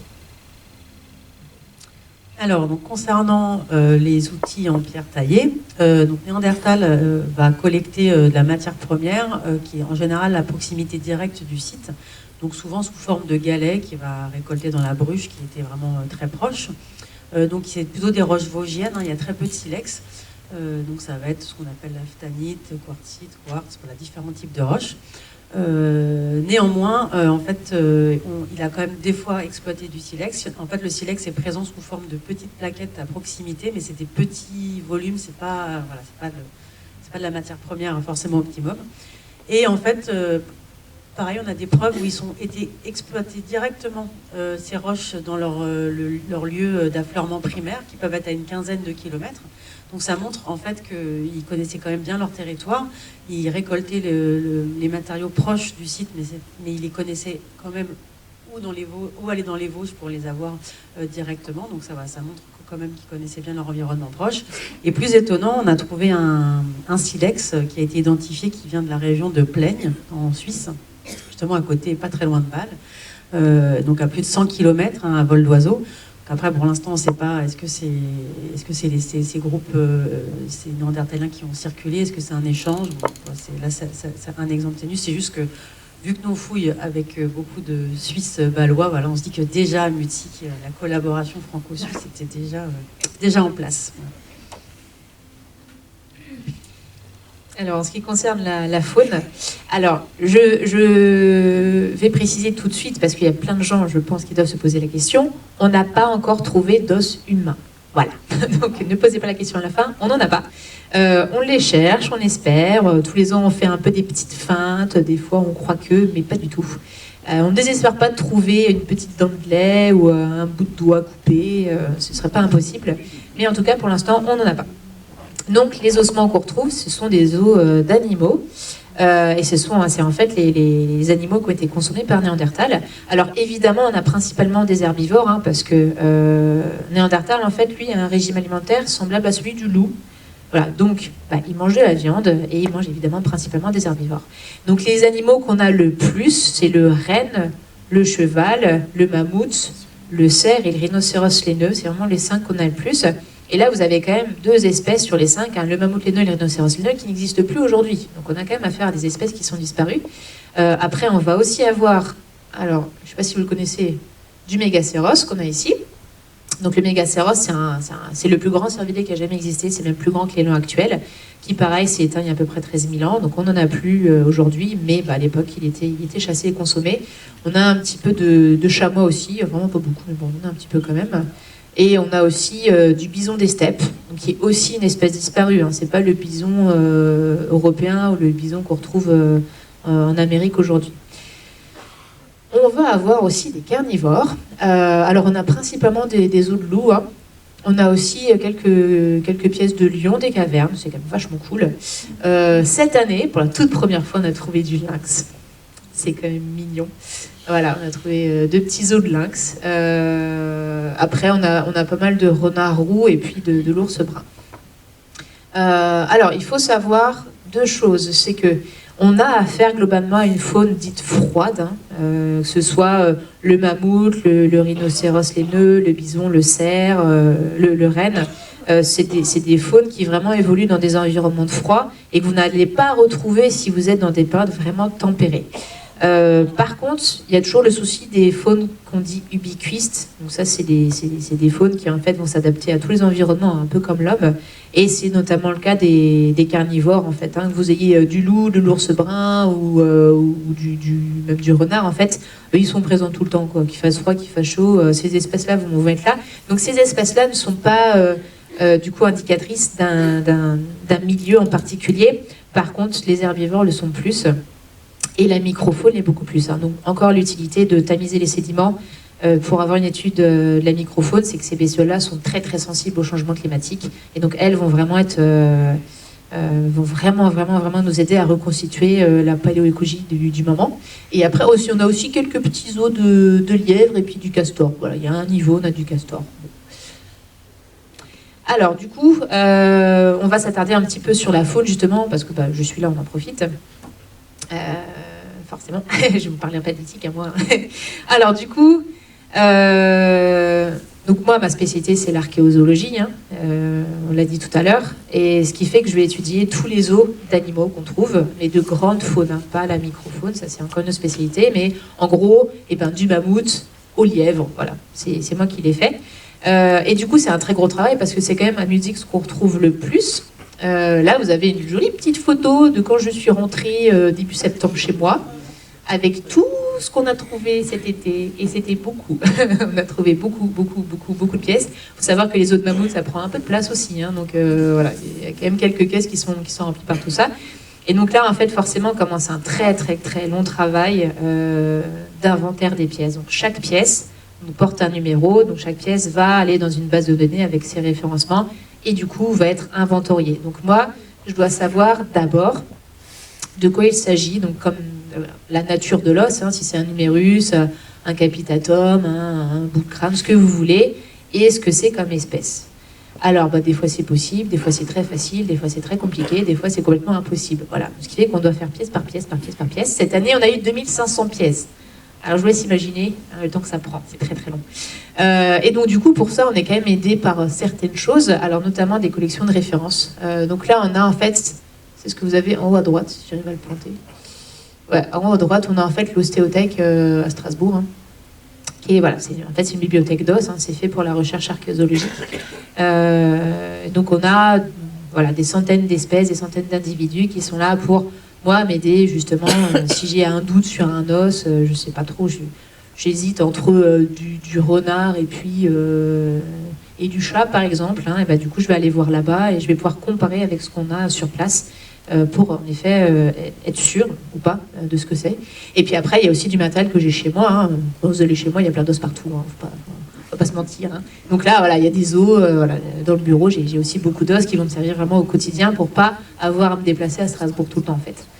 Et après on a aussi des planches, hein. Vous avez un exemple de planche ici où vous avez des différences morphologiques pour un os par espèce. Donc voilà, ça c'est des choses qui sont vraiment très importantes. Et donc du coup, c'est vraiment le premier truc à savoir, hein, c'est ce qu'on a comme pièce, hein, comme espèce et comme os. C'est la base du travail, c'est le plus compliqué, mais sans ça, vous faites rien, quoi. Alors du coup, par contre, le truc qui est super cool derrière, c'est qu'il y a beaucoup de choses à voir sur les ossements. C'est vraiment des super témoins des activités anthropiques. Alors, il faut savoir que Néandertal avait la fâcheuse manie quand même de casser tous les os longs, hein, donc tous les os à moelle en fait, hein, même d'ailleurs des fois des phalanges, des fois des mandibules, hein, où il y a des canals à moelle. Il les cassait tous pour en fait récupérer la moelle et manger tout ça. Parce qu'on est quand même dans une période froide, hein, donc la moelle c'est gras, c'est riche, c'est chouette. Déjà aujourd'hui on aime bien manger les os à moelle, hein, on ne va pas se cacher non plus. Mais du coup à l'époque c'est vrai qu'ils aimaient beaucoup ça. Et donc en fait systématiquement, quand on retrouve des os longs notamment, donc les os des membres, hein, des pattes pour les animaux, c'est des os qui sont cassés. Alors, ils sont cassés d'une certaine manière, parce qu'en fait, c'est des os frais qui sont fracturés avec des percuteurs, et donc du coup, ça donne des fragments d'os qui sont cassés, qui ont une forme particulière. On appelle ça une fracturation hélicoïdale. Alors, ça veut dire que si vous cassez un os sec, ça va pas, les fragments vont pas avoir cette forme-là. Si vous lancez un os frais contre une paroi Exaka, ça n'aura pas cette forme-là non plus. C'est vraiment le coup porté par l'homme avec son percuteur qui en fait donne des fragments qui ont une forme différente. Et donc du coup, voilà, on va avoir tous ces os-là. Quand on va voir en effet des fracturations hélicoïdales, on va savoir que c'est en effet l'homme qui est responsable de tout ça. Et puis aussi, des fois, on va avoir, c'est ce que je vous ai mis en bleu ici, là c'est ce qu'on appelle les points d'impact. Donc ça, c'est vraiment l'endroit précis où l'homme a tapé avec son percuteur, et donc on va avoir un petit bout d'os qui va sauter en fait. Voilà. Donc ça, c'est vraiment des preuves classiques. Après, on a différentes choses aussi. On a ce qu'on appelle des stries de découpe que vous avez en bas à droite. Donc ça, c'est les stries qui sont laissées par les outils lithiques en fait. Lorsqu'ils enlèvent la viande notamment, on va avoir des marques de raclage. Donc ça, c'est pareil, c'est laissé par les outils lithiques aussi, mais c'est pas pour enlever la viande, c'est pour gratter l'os, donc enlever le périoste plutôt. On va avoir ce qu'on appelle des retouchoirs, on va revenir dessus. Alors vous voyez en fait là, ça c'est ce qu'on appelle des cupules d'enlèvement de retouchoirs, mais en fait le retouchoir c'est un outil. Donc on en a quelques-uns ici, donc on peut en parler. Donc ces traces-là, si vous voulez, on a l'habitude, on a des référentiels, on sait ce que c'est, on sait que c'est anthropique. Et puis après, aussi, on va avoir des marques de rognage de carnivores. Ici, on en a pas mal. C'est assez minime hein, quand même, mais on a quelques pièces. Et je vous ai mis celle-là parce qu'elle est vachement cool, parce que là, vous voyez qu'en fait, il y a une strie de découpe, donc anthropique, qui en fait est recoupée par une trace de croc. Donc on a quand même là la succession d'activités humaines et de carnivores. Alors en fait tout ça, j'étudie pièce par pièce, je lis tout ce que je peux voir dans ma base de données, et tout ça, ça va permettre en fait de comprendre comment vivaient les hommes à l'époque, donc à partir de la faune qu'ils ont chassée, et donc en fait de comprendre comment est-ce qu'ils géraient leur territoire et le gibier. Et donc tout ça, voilà, c'est des questions sur la prédation. Est-ce que c'est du charognage? Est-ce que c'est de la chasse active, la chasse par piégeage? Où est-ce qu'ils abattaient les animaux? Comment est-ce qu'ils les transportaient? À quelle saison ils occupaient le site aussi? Et puis est-ce qu'ils se sont servis de la topographie des lieux justement pour chasser certaines espèces en particulier ou pas? Donc voilà, tout ça c'est vraiment les questions en fait finales sur lesquelles on va essayer de répondre. Donc là, on a présenté un peu les principales, les données générales en fait du site de Mutique. Mais comme on a dit, ils sont venus plusieurs fois. Ils sont venus plusieurs fois. Et donc l'idée, c'est de savoir est-ce que vraiment ils ont toujours fait la même chose ou pas. Et donc on voit des petites différences entre les moments où ils sont venus, qui sont assez intéressantes. Et pour schématiser, donc on voit trois occupations un peu différentes de Mutique. Donc on a un ensemble supérieur, c'est le plus récent, hein, c'est celui du dessus, où en fait qui va être caractérisé, on y reviendra, hein, par une certaine façon de tailler ses outils et une façon de chasser certaines espèces. Noémie y reviendra. Ça va être différent de ce qu'on va appeler l'ensemble médian, où là tous ces différents niveaux vont être très proches, aussi bien en termes d'outils que de gibier chassé. Et enfin, l'ensemble inférieur, qui est encore différent et qui, on verra, se rapproche de l'ensemble supérieur. Donc c'est juste là ce qu'on va essayer de vous montrer maintenant, un peu ces petites différences qui montrent des stratégies un peu différentes d'occupation de la balle. Donc voilà, c'est moi. Donc l'ensemble supérieur, donc c'est les derniers niveaux les plus récents en fait, hein, les plus hauts dans la stratigraphie, donc quand l'abri est encore assez haut. Donc eux, ils se caractérisent par un climat, c'est le climat le plus rigoureux de la séquence. Et c'est des occupations qui sont assez longues, peut-être en hiver, en tout cas diversifiées. Hein, ce sont pas ce sont toujours des nomades, hein, c'est-à-dire que c'est toujours des moments quand même. Ils n'habitent pas là à l'année, mais en tout cas, ils sont restés quand même suffisamment longtemps, peut-être en groupe assez nombreux, puisqu'on voit une diversité d'activités. Et donc ils ont une façon, donc je ne vais pas rentrer dans les tailles, mais ils ont une façon de tailler leurs outils en pierre qui est assez caractéristique. En fait, ce qui est intéressant, c'est qu'ils cherchent des outils courts, épais. Et en fait, ce qu'on appelle des encoches ou des denticulés, en fait, ils vont faire des petites encoches où des fois ça va être un peu répété, un peu comme un couteau à dents, en fait. Hein. Voilà. Et ça, c'est très caractéristique. On va le retrouver surtout à ces moments d'occupation. Alors, dans ce niveau-là, c'est celui qu'on a appelé le niveau 7A, hein, l'ensemble supérieur. On a en fait quasiment toutes les espèces qui sont présentes. Alors là, pour le coup, c'est un grand opportunisme. Ils ont vraiment un peu tapé dans tout ce qu'ils trouvaient. Là, pour le coup, il n'y a pas trop de sélection. Quasiment toutes les espèces sont présentes. Par contre, il y a quand même énormément de méga-herbivores, donc tout ce qui est mammouth et rhinocéros. Ça, c'est vraiment deux espèces qui sont très très présentes. En gris, hein, sur le diagramme, c'est le mammouth, en gris foncé là. Le renne est très présent aussi, mais on a quand même énormément de mammouths, pardon. Là, vous avez justement en haut à droite l'humérus dont je vous parlais tout à l'heure, hein, qui était en plâtre, qui a demandé beaucoup de temps de restauration. Et bon, en fait, c'est un jeune humérus. Hein, vous voyez que là, ici, l'épiphyse distal n'est pas soudé, c'est encore un ado en fait. Et vous voyez qu'on a 2 stries de découpe. Donc là, vous avez la preuve, même sur du mammouth, que c'est quand même un animal qui a été consommé. Hein, il n'est pas mort là tout seul. Hein. Donc voilà, on a quand même pas mal de pièces très très intéressantes. Aussi ici, pareil, un fragment de tibia. Qui a une très belle percussion, vous voyez, avec un point d'impact ici en bleu qui est vraiment magnifique et qui a en fait été utilisé, on voit pas mal d'enlèvements. Voilà. Donc on a, dans ce niveau-là en particulier, beaucoup de méga-herbivores qui sont présents, notamment du mammouth, et qui a été en effet consommé et utilisé. Alors donc on a aussi du rhinocéros, là c'est pareil, on a un tibia de rhinocéros avec des stries également, vous voyez, donc pareil, un rhinocéros qui a été consommé de la même manière. Alors aujourd'hui, les preuves archéologiques montrent que ce niveau-là a été occupé vers avril, donc vraiment le début de la bonne saison. Mais vu la quantité de pièces qu'on a, il y a quand même de fortes chances que ça a été occupé pendant un temps beaucoup plus long, mais on n'a pas le matériel archéologique pour en effet être plus précis.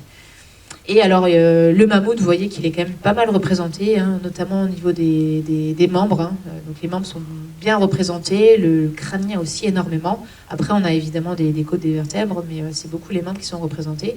Alors vu la masse de l'animal, vous vous doutez bien que c'est pas possible de la ramener en entier jusqu'à l'abri sous roche. C'est pas possible. Donc en fait ces animaux-là, mammouth et rhinocéros, on pense qu'ils devaient être chassés dans des marécages, parce que justement, Héloïse a dit tout à l'heure, on est sur la fin de la vallée de la Bruche, au début de la plaine rhénane, à un endroit où en fait la Bruche devait complètement s'évaser, et donc du coup, comme il y avait quand même des alternances de gel et dégel assez fréquents, devait y avoir une zone assez marécageuse à cet endroit-là. Et les bonhommes connaissaient bien leur territoire. Et ce qui fait qu'en fait, ils devaient probablement aller zoner par là-bas assez régulièrement, et donc du coup de temps en temps trouver des animaux qui étaient piégés en fait dans les marécages. Et donc là à ce moment-là, eux ils font 6 tonnes, les pauvres, ils sont piégés dedans, ils peuvent pas s'en sortir, donc les hommes en profitent, ils se mettent à 10 et puis hop ils en chopent un. Et du coup c'est pas possible de le récupérer en entier, donc il devait probablement être en fait dépecé et démembré sur place, et après être amené sur le site par quartier. Donc c'est pour ça qu'on a beaucoup plus les membres par exemple que les côtes ou les bas des pattes. C'est quand même vachement moins intéressant en termes de viande. Alors, sur ce niveau-là, on a aussi beaucoup de grands carnivores. Je vous l'ai dit, hein, c'est vraiment le niveau où il y a le plus d'animaux, et c'est aussi le cas pour les carnivores. On a pas mal d'ours, et en fait, pas mal d'ours aussi qui étaient vraiment consommés. Hein. On a ici un radius ulnain en connexion qu'on a trouvé au fond de l'abri, quasiment contre la paroi. En fait, les 2 os sont fracturés. Là, vous voyez en fait la forme de la fracture ici. Là aussi, vous voyez un peu moins parce qu'il est tourné, mais en fait, là, on a aussi des fracturations hélicoïdales, donc on sait que ces 2 os-là ont été cassés alors qu'ils étaient frais pour pouvoir récupérer la moelle. Donc, c'est pas un ours qui est mort là et que les hommes ont trouvé 3 ans après, quoi. Et puis là, pareil, hein, on a trouvé il y a 2 ans de mémoire un humérus d'ours. Alors là, on est sur la partie qui fait l'articulation du coude. Hein. Et puis pareil, on a des belles stries de découpe, c'est vraiment magnifique. On a du lion aussi, voilà, on a pas mal. La première fois qu'on a trouvé du lion, d'ailleurs, c'était dans ce niveau-là. Alors en fait, donc ça c'est la zone de fouille, ça représente ici justement cette couche 7A, avec la tranchée en fait de Jean Sainty qui est au milieu, hein, donc sur laquelle, si j'arrive à pointer, il est mon pointeur. Vas-y. La tranchée au milieu en fait où on n'a plus rien parce que c'est la vieille tranchée. Et en fait vous voyez que c'est sur la partie ouest, donc à gauche, hein, où il y a énormément d'ossements. C'est vraiment, on a une concentration dans cette zone-là, en fait, contre la paroi de la grotte, c'est assez impressionnant. Et là, du coup, on se retrouve même à avoir tellement d'ossements qu'ils se sont tous un peu croûtés les uns sur les autres, et on a ce qu'on appelle un peu des conglomérats d'os. Donc on a une espèce de gros conglomérats, de grosses pizzas d'os qui sont quand même tous enchevêtrés les uns sur les autres, et ça fait des masses vraiment incroyables qu'on n'a pas ailleurs, en fait. Donc là, c'est ce que vous voyez sur la droite. Dans le fond, là, notamment, c'est ce qu'on appelle... Alors nous, on appelle ça des pizzas...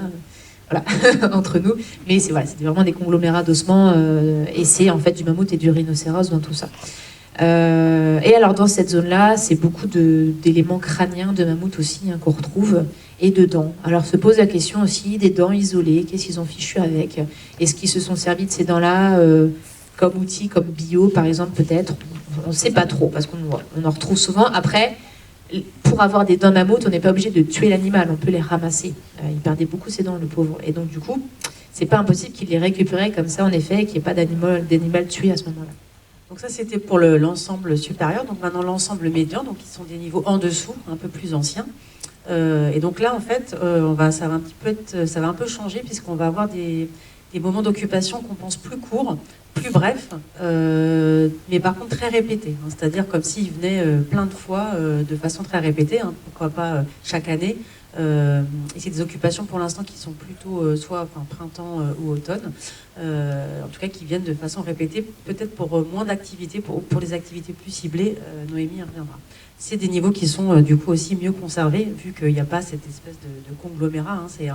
On a l'impression qu'ils sont venus, il y a un niveau, puis après il y a un peu de sable, et puis après il y a un niveau, donc ça permet une meilleure conservation. Au niveau des outils en pierre, donc là, on n'a plus du tout ces petits outils épais avec des dents de scie. Là, on va avoir des outils beaucoup plus grands, plus minces, plus élancés, ce qu'on appelle des racloirs, donc avec des retouches, du travail des bords tranchants très fins. Et donc là, ça va être assez différent. C'est des outils triangulaires qui vont changer en fait du niveau supérieur. Donc par contre, ce qui est intéressant, c'est que ces niveaux répétés aussi sont systématiquement associés à des traces de feu. Donc c'est ce qu'on peut voir là, par exemple, c'est des traces de charbon de bois. Là, c'est un peu plus foncé, alors c'est peut-être un peu discret, mais en tout cas, c'est des os brûlés. Et en fait, c'est des niveaux où les hommes ont fait beaucoup de feu. Alors effectivement, déjà à cette époque, on sait qu'ils maîtrisaient le feu. Donc le feu, on verra, ça peut être intéressant pour se chauffer, pour cuire sa viande, mais on verra, ça pourrait être aussi peut-être intéressant pour éloigner les prédateurs, puisque Noémie, comme Noémie l'évoquait, il y avait aussi toute une faune qui devait pas très sympathique dans le coin. Ouais, alors du coup, le lithique déjà est différent du niveau supérieur, mais la faune aussi. Hein. Donc je vous l'ai dit, sur le niveau supérieur, c'est vraiment c'est très très opportuniste. Il y a quasiment toutes les espèces qui sont présentes. Par contre, dans cet ensemble-là, c'est le renne qui a été chassé en priorité. Donc là, il y a vraiment la sélection qui est faite sur le renne. En même temps, c'est assez bon. Faut pas se cacher aussi. Hein. Mais du coup, vous retrouvez par exemple là sur un des niveaux, le niveau 7.2, le bleu c'est du renne. Hein. C'est quasiment que ça, quoi. Après, on va retrouver quelques autres espèces, mais c'est vraiment en priorité du renne. C'est beaucoup ciblé sur les rennes femelles accompagnées de leurs bébés et sur des rennes qui sont en fait gravides. On a beaucoup d'os de fœtus aussi, je vous ai mis 2 petits exemples ici. Donc ils avaient vraiment une sélection qui était très particulière. Et là, on vous a juste mis une petite image à gauche de la fouille de cette année. Alors vous voyez un peu la densité de vestiges. C'est très très dur à fouiller, très très dur à relever, très très dur à nettoyer et encore plus dur à étudier. Mais du coup, on a vraiment beaucoup de pièces. Et en fait, là, on a un rachis de renne. Voilà. Là, on a une partie de la colonne vertébrale d'un renne. Hein. On a une partie des thoraciques et des lombaires. On n'a pas encore tout fouillé, donc on ne sait pas si on a tout, mais c'est vraiment très très beau. Et là, vous voyez qu'en fait, là, on a quand même au total une vingtaine de vertèbres en connexion qui n'ont pas bougé depuis 90 000 ans quand même. C'est quand même assez rare. Alors justement, voilà, on est sur un niveau qui est vraiment ciblé sur le renne. Donc voilà, probablement la chasse vraiment spécialisée au renne et le site à ce moment-là qui devait servir de base arrière justement pour traiter tout ça à l'abri des carnivores. Et la conservation, pourquoi pas, parce que le feu permet aussi de fumer la viande. Voilà, donc vu les quantités de viande qui devaient être récupérées, pourquoi pas faire du feu et pour se protéger des carnivores qui vont être attirés par tout ça, mais aussi pour fumer la viande. Alors du coup, ce qu'on a dans cette zone-là, c'est du renne, je vous l'ai dit, mais c'est beaucoup les pattes du renne et le crâne. Alors finalement, on se retrouve avec le même schéma que le mammouth en zone 7A, hein. En couche 7A, c'est beaucoup ces zones-là. On a quand même le rachis, hein. Par contre, vous voyez qu'on a quand même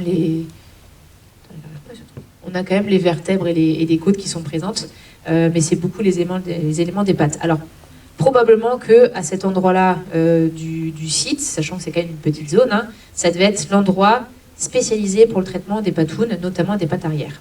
C'est vraiment celle qu'on a beaucoup plus, et que peut-être le rachis était traité à un autre endroit qu'on n'a pas encore fouillé. Ça, c'est tout à fait possible. Et je vous ai mis un tout petit exemple à côté qui est assez mignon, c'est que là, en fait, on a un métacarpien accessoire de renne. Donc, en fait, c'est le petit doigt vestigial de la patte avant. Alors, il n'est pas actif, mais par contre, il s'appuie dessus, même s'il ne marche pas avec, mais il s'appuie dessus. Et là, on a belle série de stries de découpe. Et en fait, quand on a des stries sur ce type d'os-là, on sait que c'est pas... Ok. C'était bizarre. Quand on a des stries sur ces os-là, on sait que ça ne correspond pas à la récupération de la viande, parce qu'il n'y a rien à manger sur le petit doigt. Mais par contre, c'est la pelleterie. Donc en fait, c'est une zone où on va couper pour retirer la peau de l'animal. Donc on va avoir, en fonction des endroits où on a des marques, notamment des stries comme ça, on peut différencier les activités. Alors, juste un petit truc vite fait, on a énormément de parties en connexion dans ces zones-là. Alors ça, c'est justement partie de la patte avant, là on est sur le radius. Et puis après, on a les carpias, donc c'est les os du poignet en fait. Ça, on en a énormément. Pareil pour les pattes arrière, avec toute la cheville en connexion, on en a mais une palanquée et c'est vraiment beau. Et en fait, vous pouvez voir que ça, sur le profil de mortalité du renne, donc c'est pour la couche 7C2, c'est une de ces couches-là, on a quand même 10% du nombre d'individus en fait, qui correspond à des moins d'1 an, donc au fœtus. Donc ça veut dire qu'on a quand même pas mal de femelles enceintes. Hein. Et puis après, on a quand même jusque 25% des individus, c'est des petits bébés, entre 1 et 2 ans. Donc voilà, donc on a quand même pas mal de femelles adultes gravides et accompagnées de leurs petits en fait. Par contre, ce qui est intéressant aussi de voir, c'est qu'en fait, on n'a pas du tout aujourd'hui de reines entre 6 et 8 ans, ce qui en fait correspond à l'âge où les reines sont plus en forme. Hein. C'est vraiment la force de l'âge. Et donc du coup, c'est plus compliqué à chasser. C'est plus compliqué à chasser, c'est un peu plus dangereux, il y a quand même des bois qui sont un peu plus importants. Donc en fait, à ce moment-là, ils sont quand même concentrés sur des femelles qui étaient gravides, donc qui du coup ne devaient pas courir très très vite, hein, qui devaient en même temps protéger leurs petits. Alors on les prend jeunes ou très vieilles, mais du coup on ne prend pas trop l'âge médian. Hein. Donc il y a quand même des choix, c'est vraiment une sélection, ça c'est pas du hasard. Et du coup, juste un tout petit mot, là je vous ai mis 2 exemples de retouchoirs. On a parlé de ces outils vite fait avec les traces. Donc des retouchoirs, c'est des os qui ont été utilisés comme outils pour alors réaffûter des tranchants lithiques ou aménager des tranchants lithiques. Et en fait, chaque coup porté par l'os sur un outil lithique, il va en fait enlever un petit bout de matière osseuse parce que l'os est plus tendre. Donc on va se retrouver avec ce type de stigmate que vous avez dans les petits carrés. Et alors ça, à musique, on en a quasiment que dans 2 niveaux en fait. Voilà. Il y en a un qui traîne en 7A et un qui traîne en couche, je sais plus, 12 je crois. Mais sinon, c'est 2 niveaux en particulier qui sont concernés. Donc ça, c'est pas non plus un hasard. C'est que sur ces 2 occupations particulières, qui devaient être très brèves et très intenses, il y a eu des besoins qui étaient différents à ce moment-là. Et donc, du coup, les hommes se sont servis de ces outils, de ces os comme outils, parce qu'il y avait des besoins à ce moment-là qui n'avaient pas eu peut-être l'année d'avant, ou 10 ans avant, qui n'avaient pas eu 10 ans après non plus. Donc, on a quand même des petites spécificités aussi par niveau. Donc après, on a un moment qu'on pense un peu probablement d'abandon et d'occupation de l'abri par des carnivores. Et donc, Noémie vous parlait des coprolites, donc les excréments du loup. Donc voilà, ça c'est ce qu'on voit là. En fait, on voit que c'est un carnivore parce qu'il y a des petits bouts d'os, en fait, un petit bout d'os qui sort, et c'est extrêmement bien conservé pour l'époque, parce qu'ils ont quand même 90 000 ans et la forme est intacte. Voilà. Et enfin, après, on a ce qu'on appelait l'ensemble inférieur. Donc, sachant que par contre, cet ensemble, on l'a fouillé qu'en sondage de 2 mètres carrés, donc on a quand même moins de données. Donc là, l'abri était vraisemblablement plus grand. Donc bon, on ne sait pas encore bien comment les occupations prenaient place. C'est moins bien conservé. Le climat était probablement plus humide et plus boisé. Alors du coup, là, on retourne en fait sur quelque chose qui est assez similaire à l'ensemble supérieur. On a à nouveau beaucoup plus d'espèces. Là, c'est plus du tout ciblé que sur le renne. C'est plus du tout ciblé que sur le renne. On a à nouveau plus d'espèces, donc on change encore on va dire de climat de pensée. Globalement, c'est moins bien conservé. Après, on a quand même de très très jolies pièces aussi. Hein.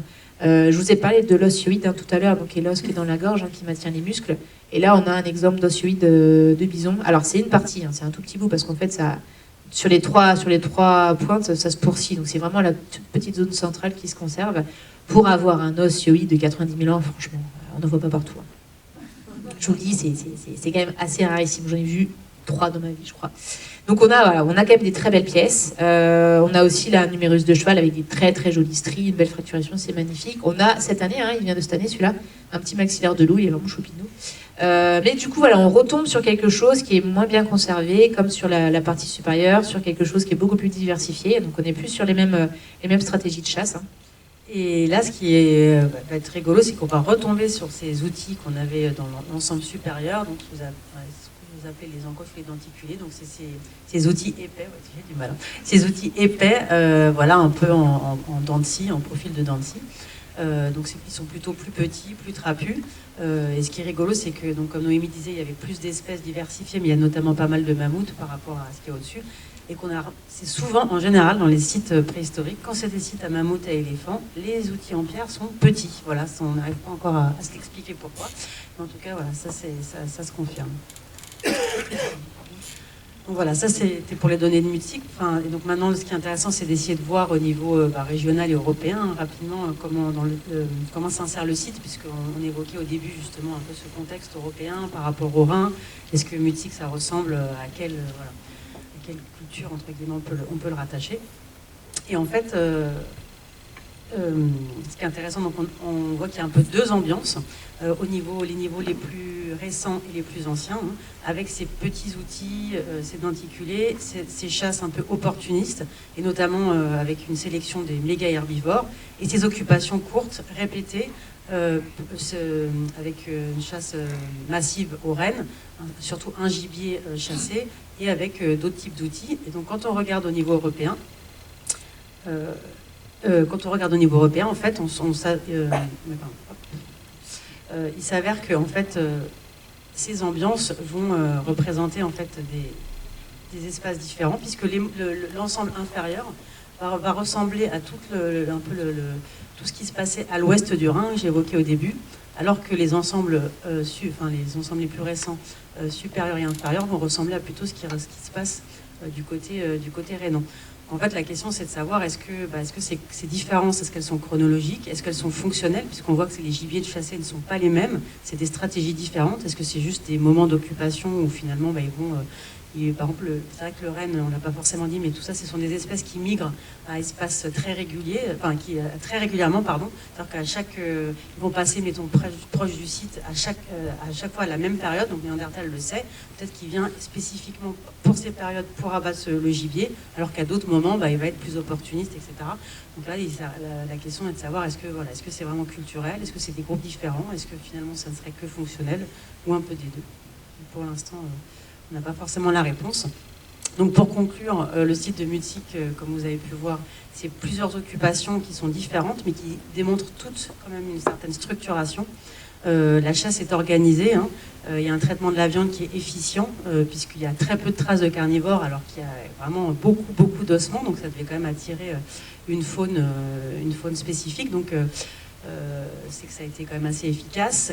Quoi qu'il arrive, une chasse collective, puisque pour que ce soit pour ramener des quartiers de mammouths ou pour chasser des troupeaux de rennes, il fallait être nombreux. Donc c'est pareil, on peut imaginer des regroupements à certains moments. Donc par exemple pour le renne, hein, on sait que au printemps, les femelles sont enceintes, peut-être ils se regroupent à plusieurs pour abattre en masse un gibier.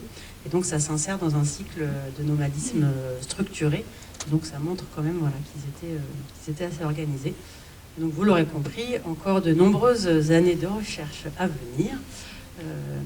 Et on vous remercie. Voilà.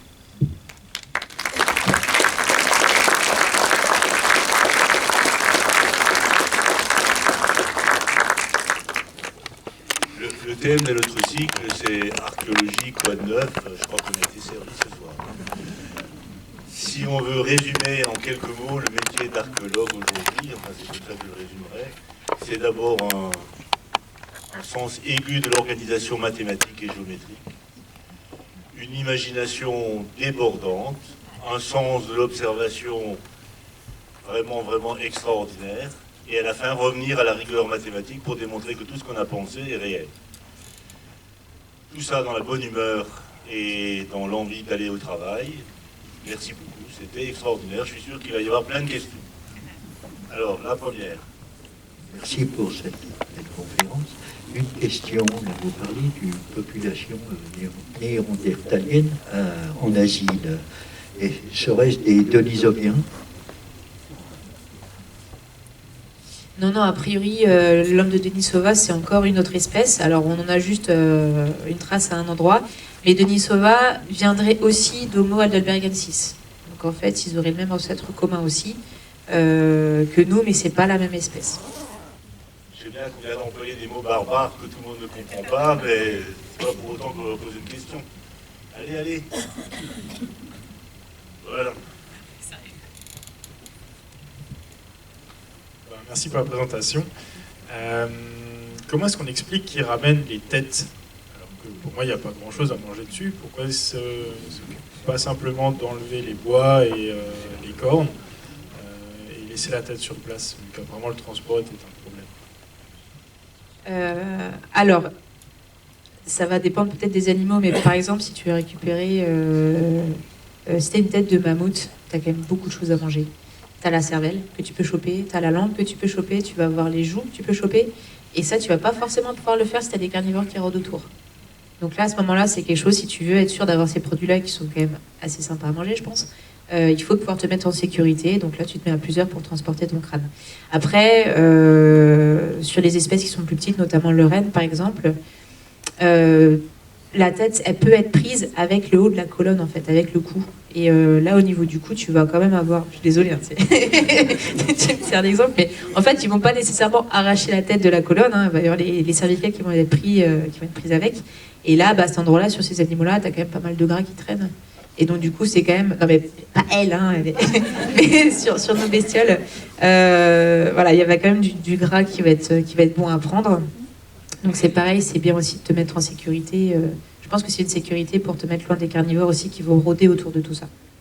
Ouais, la question se pose même pour les bois, c'est vrai pour le renne, parce qu'ils le prennent avec les bois, et c'est vrai qu'on se demande, c'était pas très, comme ils l'utilisent pas, la question de l'utilité elle est quand même particulière. Après aussi juste un dernier élément pour le crâne, la cervelle peut aussi être utilisée pour le traitement des peaux. Voilà, donc ça peut être aussi un intérêt.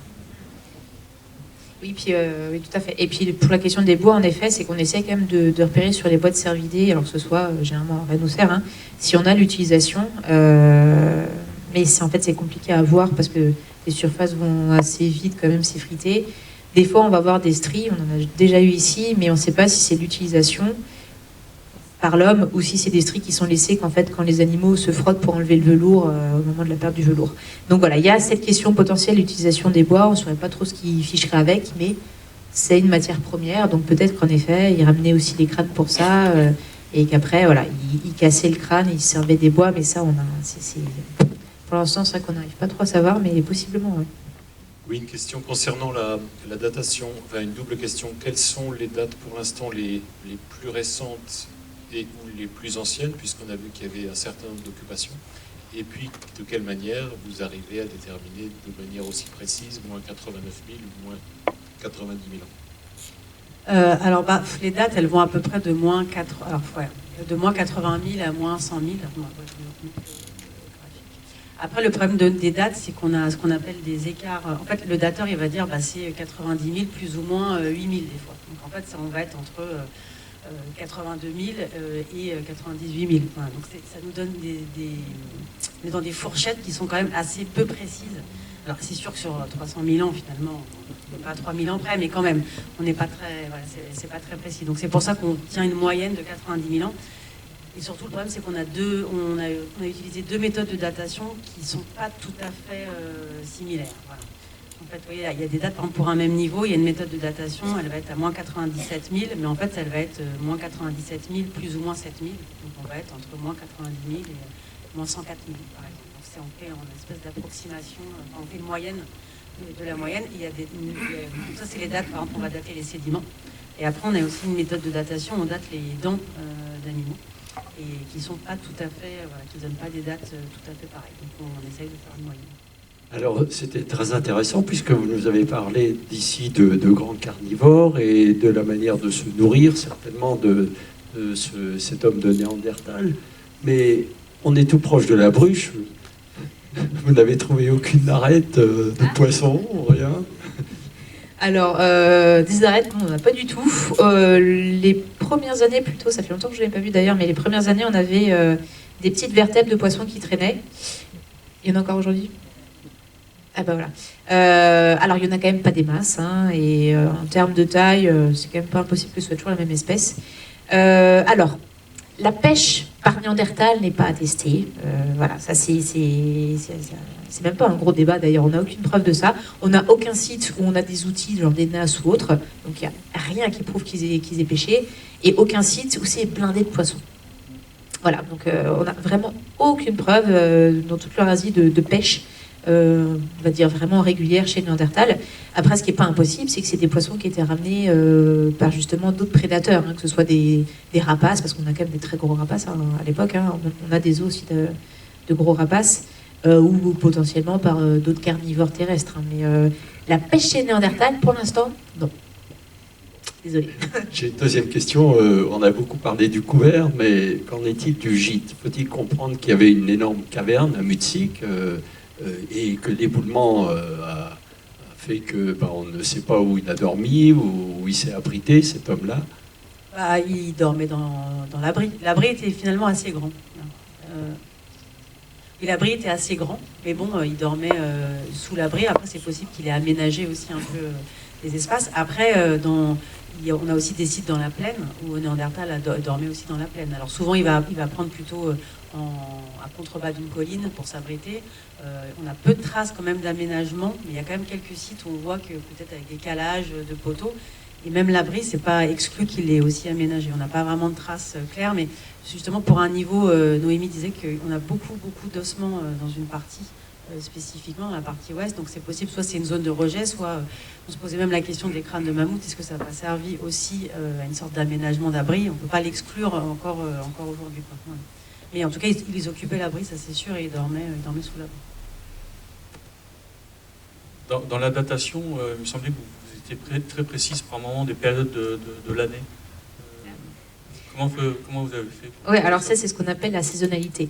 Alors le truc qui est justement, qui peut sembler assez contradictoire, c'est que là, on est sur un site daté vers 90 000 ans, plus ou moins 10 000 ans, parce qu'on n'est pas à 10 000 ans près, mais des fois, on sait qu'ils sont là en avril. Alors on fait quand même...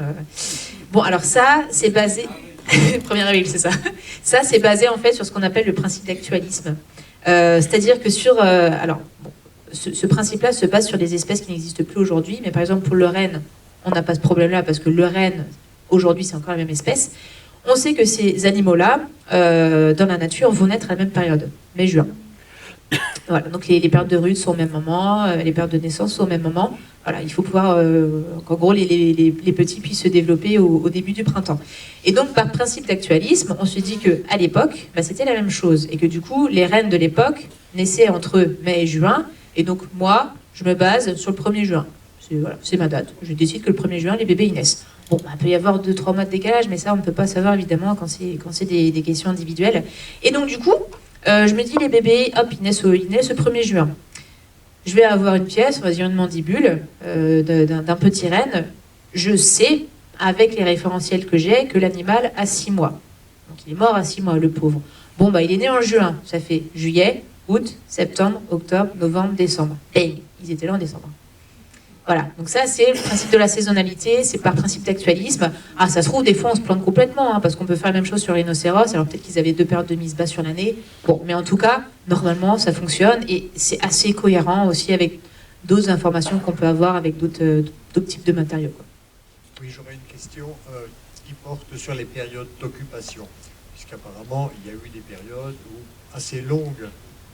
Oui, des périodes assez longues pendant lesquelles les grottes étaient, l'abri était inoccupé. Et donc, je pense raisonnable, l'hypothèse raisonnable, c'est de se dire qu'il ne pouvait pas y avoir de mémorisation sur plusieurs générations, de transmission des informations qui permettaient de retrouver. Donc, vraisemblablement, ces occupations successives, à travers le temps, long, très long, ne pouvaient se faire que par opportunisme. Des groupes qui passent, qui circulent, qui voient un abri et qui se mettent là. Pas forcément, ça peut être, je vous ai dit, ça peut être le même groupe qui revient chaque année, par exemple. En fait, le problème, c'est qu'on peut pas, on a dit sur le temps long, en fait, c'est parce que c'est en fonction de la sédimentation.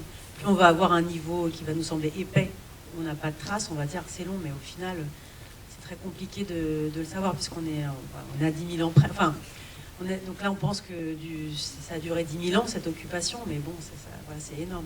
Donc, et en même temps, ça a pu peut-être durer que 300 ans. Voilà. Ça, on n'aura jamais la précision.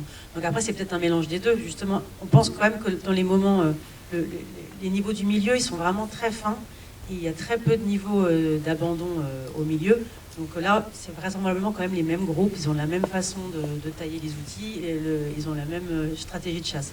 Par contre, effectivement, après ce gros hiatus, c'est possible que ça soit opportuniste, vu que c'est un bon spot, et il était bien pour je pense que c'est sûrement un peu des deux. Mais il y a quand même des moments où c'est les mêmes, c'est les mêmes. On pense quand même que c'est les mêmes qui sont revenus. Bonsoir. Moi, je voulais savoir s'ils avaient accès à l'eau sur leur lieu d'habitation. Alors, pas directement. Ils avaient accès à la bruche. Donc ça, c'est aussi un point qui est important. Mais la bruche était vraiment très proche. Voilà, donc il fallait quand même qu'ils marchent un petit peu voilà, pour y aller. Mais c'est sûr que c'est un point important. Bonsoir. Moi, j'avais une petite question concernant l'os en particulier. Au niveau de la conservation, vous avez dit que vous étiez obligé de mettre de l'acrylique, en tout cas de le solidifier pour éviter qu'il ne tombe en miettes quand vous le récupériez, en tout cas le sortez de terre. Est-ce que ça a les mêmes contraintes de conservation qu'un tableau, par exemple? C'est-à-dire ça peut pas être mis à la lumière ou pas à l'humidité, ce genre de choses? Non, en fait, les produits que j'utilise, moi, on a en gros deux types de produits qu'on peut utiliser. Alors, il y a ce qu'on appelle le paraloïde, qui va avoir ses avantages, mais qui a pas mal d'inconvénients. Et ce qui fait que nous, on utilise... alors, c'est de la résine acrylique. Donc, en fait, c'est des petites billes de résine qui vont être diluées ou dans de l'eau, ou dans de l'éthanol, ou un mélange des deux, en fonction de la dilution du produit. Et en effet, voilà, va falloir... C'est aussi pour ça que c'est long, c'est qu'il va falloir utiliser les différentes dilutions dans le bon ordre, pour d'abord que le produit aille consolider les fibres le plus en profondeur. Il y a des temps de séchage à respecter, et après on va utiliser d'autres dilutions qui vont plus consolider à la surface. Donc c'est quand même quelque chose qui est assez long et assez méthodique. Mais par contre, on n'a pas du tout derrière de contraintes en effet d'humidité ou autre. Bon, après, ça ne va pas être exposé à la lumière du soleil dans tous les cas, mais c'est juste que les fibres en fait sont maintenues les unes avec les autres. En fait, c'est collé.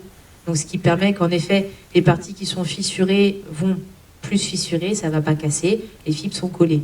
Mais du coup, après, c'est juste que ça permet en effet d'être manipulable. Mais il n'y a pas... Ou alors, il y aura un souci dans 100 ans, hein, mais je ne serai plus là pour le voir, quoi. Mais là, aujourd'hui, pour le coup, il n'y a pas de souci, en effet, de conservation en particulier. Enfin, voilà. Et même sur les pièces qu'on a restaurées il y a 10 ans, elles sont encore nickel, quoi. Et elles sont conservées avec les autres, en fait. Après, elles sont quand même conservées dans des dépôts... sans lumière directe dans des caisses, voilà, on les expose pas, à part un moment spécifique, voilà, quand on fait une porte ouverte, etc. Mais il y a quand même ça, on fait quand même attention. Et du coup, pour toutes les pièces, quoi. Toutes les pièces sont conservées après à la base à Célestat, et donc dans des dépôts particuliers. Donc celle-là, voilà, ne mérite pas, on va dire entre guillemets, plus d'aménagement, parce qu'a priori, voilà, c'est pas des produits qui amènent à poser problème derrière. Ouais. Normalement. Oui, une question. Les Néandertals et Homo sapiens sont deux espèces différentes. Or, l'étude du génome des individus actuels, des humains actuels, tend à montrer qu'on aurait des chaînes de Néandertaliens. Donc, est-ce qu'il y a eu hybridation?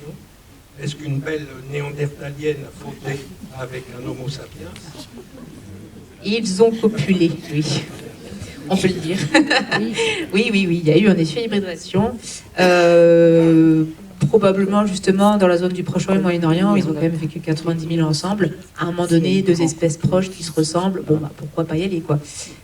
Donc en effet, les 4% à peu près en moyenne qui restent chez Sapiens actuels en Europe, hein, c'est vraiment sur les Européens actuels. Hein. Par exemple, les Africains ou les Américains n'ont pas... Oh, c'est américain, peut-être. Je suis même pas sûre, si, peut-être, je sais plus. Mais en tout cas, les Africains n'ont pas ce pourcentage-là de génome néandertalien, mais en Europe, on l'a jusque 4%.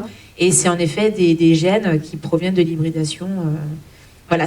Alors, du coup, pose toujours la question du est-ce qu'on est deux espèces distinctes ou deux sous-espèces? Parce que la définition de l'espèce, qui est aujourd'hui communément admise, c'est un ensemble d'individus qui partagent des critères physiologiques et génétiques qui permettent la reproduction de ces individus entre eux et que ces individus-là, du coup, soient eux-mêmes fertiles. C'est la définition de l'espèce. Ce qui fait que, par définition, on a le principe avec les mules, les tigrons, je ne sais plus comment on appelle ça, où c'est deux espèces qui vont se reproduire entre eux, on va avoir un hybride, mais qui lui est stérile, parce que là, c'est le résultat de deux espèces différentes. Donc à partir du moment où nous, on peut en partie descendre de l'hybridation de Sapiens et Néandertal au Proche-Orient, Moyen-Orient, c'est qu'a priori, on est quand même deux sous-espèces. Voilà. Donc en tout cas, normalement, on revient au système où on est deux sous-espèces qu'on avait il y a déjà quelques dizaines d'années, quoi. Mais en effet, oui, ils ont fait leur affaire. Ouais. Oui, bonsoir. Vous montriez dans vos photos qu'à certains niveaux, il y avait des foyers qui étaient préservés. Est-ce que les collègues anthracologues ont pu déterminer l'origine des charbons, l'origine végétale des charbons, qui permettrait de caractériser le paléo-environnement dans lequel il vivait? Oui, tout à fait. Oui, oui, ça, on a cette chance. Et donc, c'est beaucoup de pins et de mélèzes. Voilà. Tout à fait. Donc, ça, c'est aussi une chance parce que c'est assez rare pour cette période. Et donc, on a des assez bonnes données anthracologiques des charbons. Et c'est beaucoup de pins et de mélèzes. Et d'ailleurs, en fait, c'est assez intéressant parce qu'on avait une image voilà, de phase assez froide, avec les animaux qu'on voit à Mutique, de grandes steppes avec très peu de forêt. Et finalement, les études du charbon vont un peu nuancer. Et donc, il y avait sûrement des grandes steppes peut-être dans la plaine et on pense sur les contreforts vosgiens, dans les vallées secondaires, avec quand même des résidus de forêt, de pins et de mélèzes. Alors, tout d'abord, merci pour la présentation et d'avoir réussi à rendre les choses extrêmement didactiques et accessibles pour des néophytes tels que moi. Je voulais revenir sur cette sorte de frise, de stratification, parce que j'ai pas très bien compris. J'ai cru comprendre que c'était un peu une succession de périodes, et il me semble que la période la plus ancienne est quasiment en même temps que la période la plus récente. Oui, bah ça c'est des problèmes de date en fait. Hein. Mais en fait c'est pour ça qu'on va expliquer.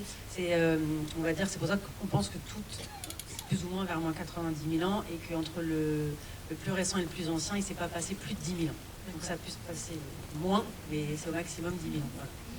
Et alors j'avais une deuxième question par rapport au fait que vous n'aviez pas retrouvé de sépulture ou d'ossements humains. Est-ce que du coup ça indique quelque chose par rapport à leur mode de vie nomade et le fait qu'ils séparent des espaces où ils enterrent éventuellement leurs congénères qui sont en dehors des zones où ils dorment, je sais pas. Alors oui, ça peut être une explication, parce que c'est vrai que là, ce qu'on fouille, c'est vraiment une zone de rejet de boucherie. On a tellement d'ossements, c'est leur cuisine, donc c'est vrai que ça paraît très peu probable qu'ils enterrent leurs morts dans leur résidu de cuisine. Après, Néandertal a vécu longtemps. Il y a eu des moments où il y a eu des sites où on a trouvé par exemple, des crânes humains avec des stries découpées. Donc peut-être avec du cannibalisme rituel ou des choses comme ça. Donc s'ils étaient cannibales à ce moment-là, peut-être avec un peu de chance, on aura un reste humain. Après, c'est plus... dans les sépultures, c'est très très rare. Donc c'est vrai que là, sur le site, j'y crois pas trop. Là, en tout cas, l'endroit où on fouille, par contre, on pourrait trouver une dent. On pourrait trouver une dent de lait s'ils étaient avec leurs enfants ou des choses comme ça. C'est souvent plutôt ça qu'on va retrouver, ou un bout d'os, où ils se sont cassés une phalange. Non, la dent, normalement, on devrait la trouver. Après, mettons que ça soit, je dis n'importe quoi, si on parlait de ces regroupements pour la chasse à certains moments, peut-être qu'ils venaient pas avec leurs enfants, et là, pas de bol. Ouais. Peut-être en trouver un jour. N'oubliez pas, pour l'absence de vestiges humains, que c'est peut-être 3 ou 5% du site qui est fouillé à l'heure actuelle. Je dirais, si on est dans la salle à manger, on ne va pas enterrer le petit dernier dans la salle à manger. Enfin, j'exagère un petit peu. Mais c'est peut-être juste à côté, mais pas pour l'instant. Par contre, effectivement, il y a des os qui tombent tout seuls, comme des dents de lait. On aurait peut-être pu trouver, mais... Moi, je suis persuadée que, comme disait Grégory, on ne fouille que 5%. Je suis persuadée qu'il y a un os humain quelque part. Il faut avoir un peu de chance. Alors, en tout cas, s'il y a un os humain, normalement, on devrait le voir, parce qu'on fouille très minutieusement, donc normalement, on ne devrait pas passer à côté. Mais je pense que, voilà, quelque part, il doit y en avoir. Et vraiment, la sépulture, je ne sais pas combien il y a de sépultures, c'est très très rare. Voilà, donc, je suis même pas sûre qu'on ait plus de 25 dans le monde. Hein. Donc si on en a ici, oulala, c'est la fête. Hein, mais Champagne, ouais. Direct. Hein. Déjà, une petite dent, on serait content.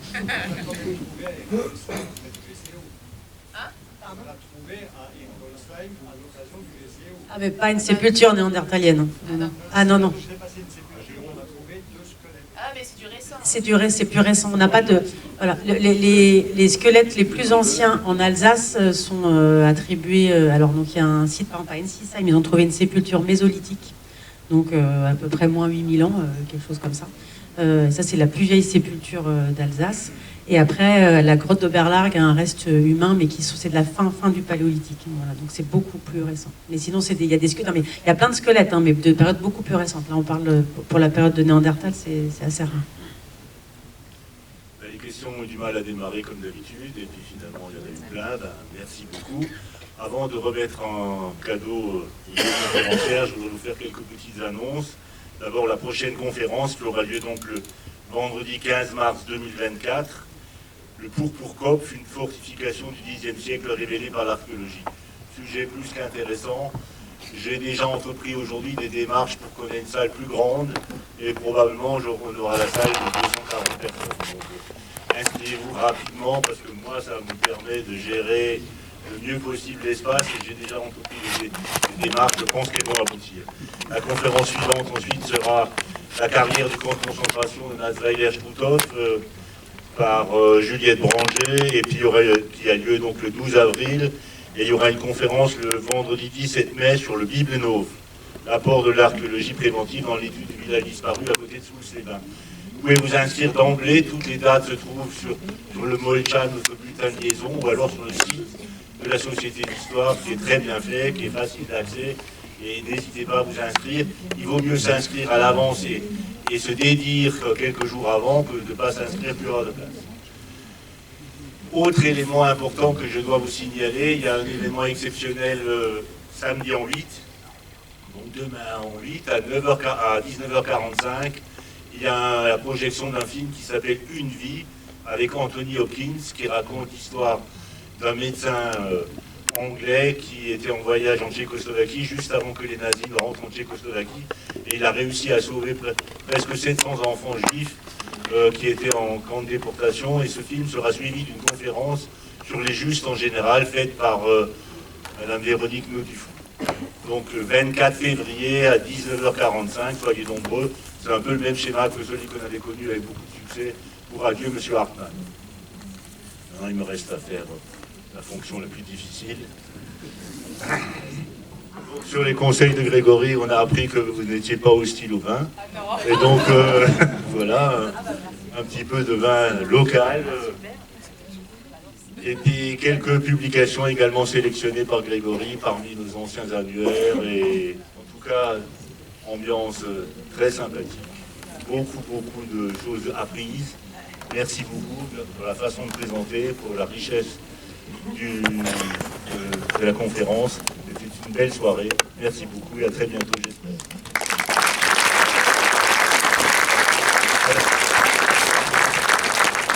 Comme d'habitude, la meilleure façon de remercier le cinéma Le Trèfle, c'est d'aller boire un coup au bar. N'hésitez pas. Et juste, je sais pas si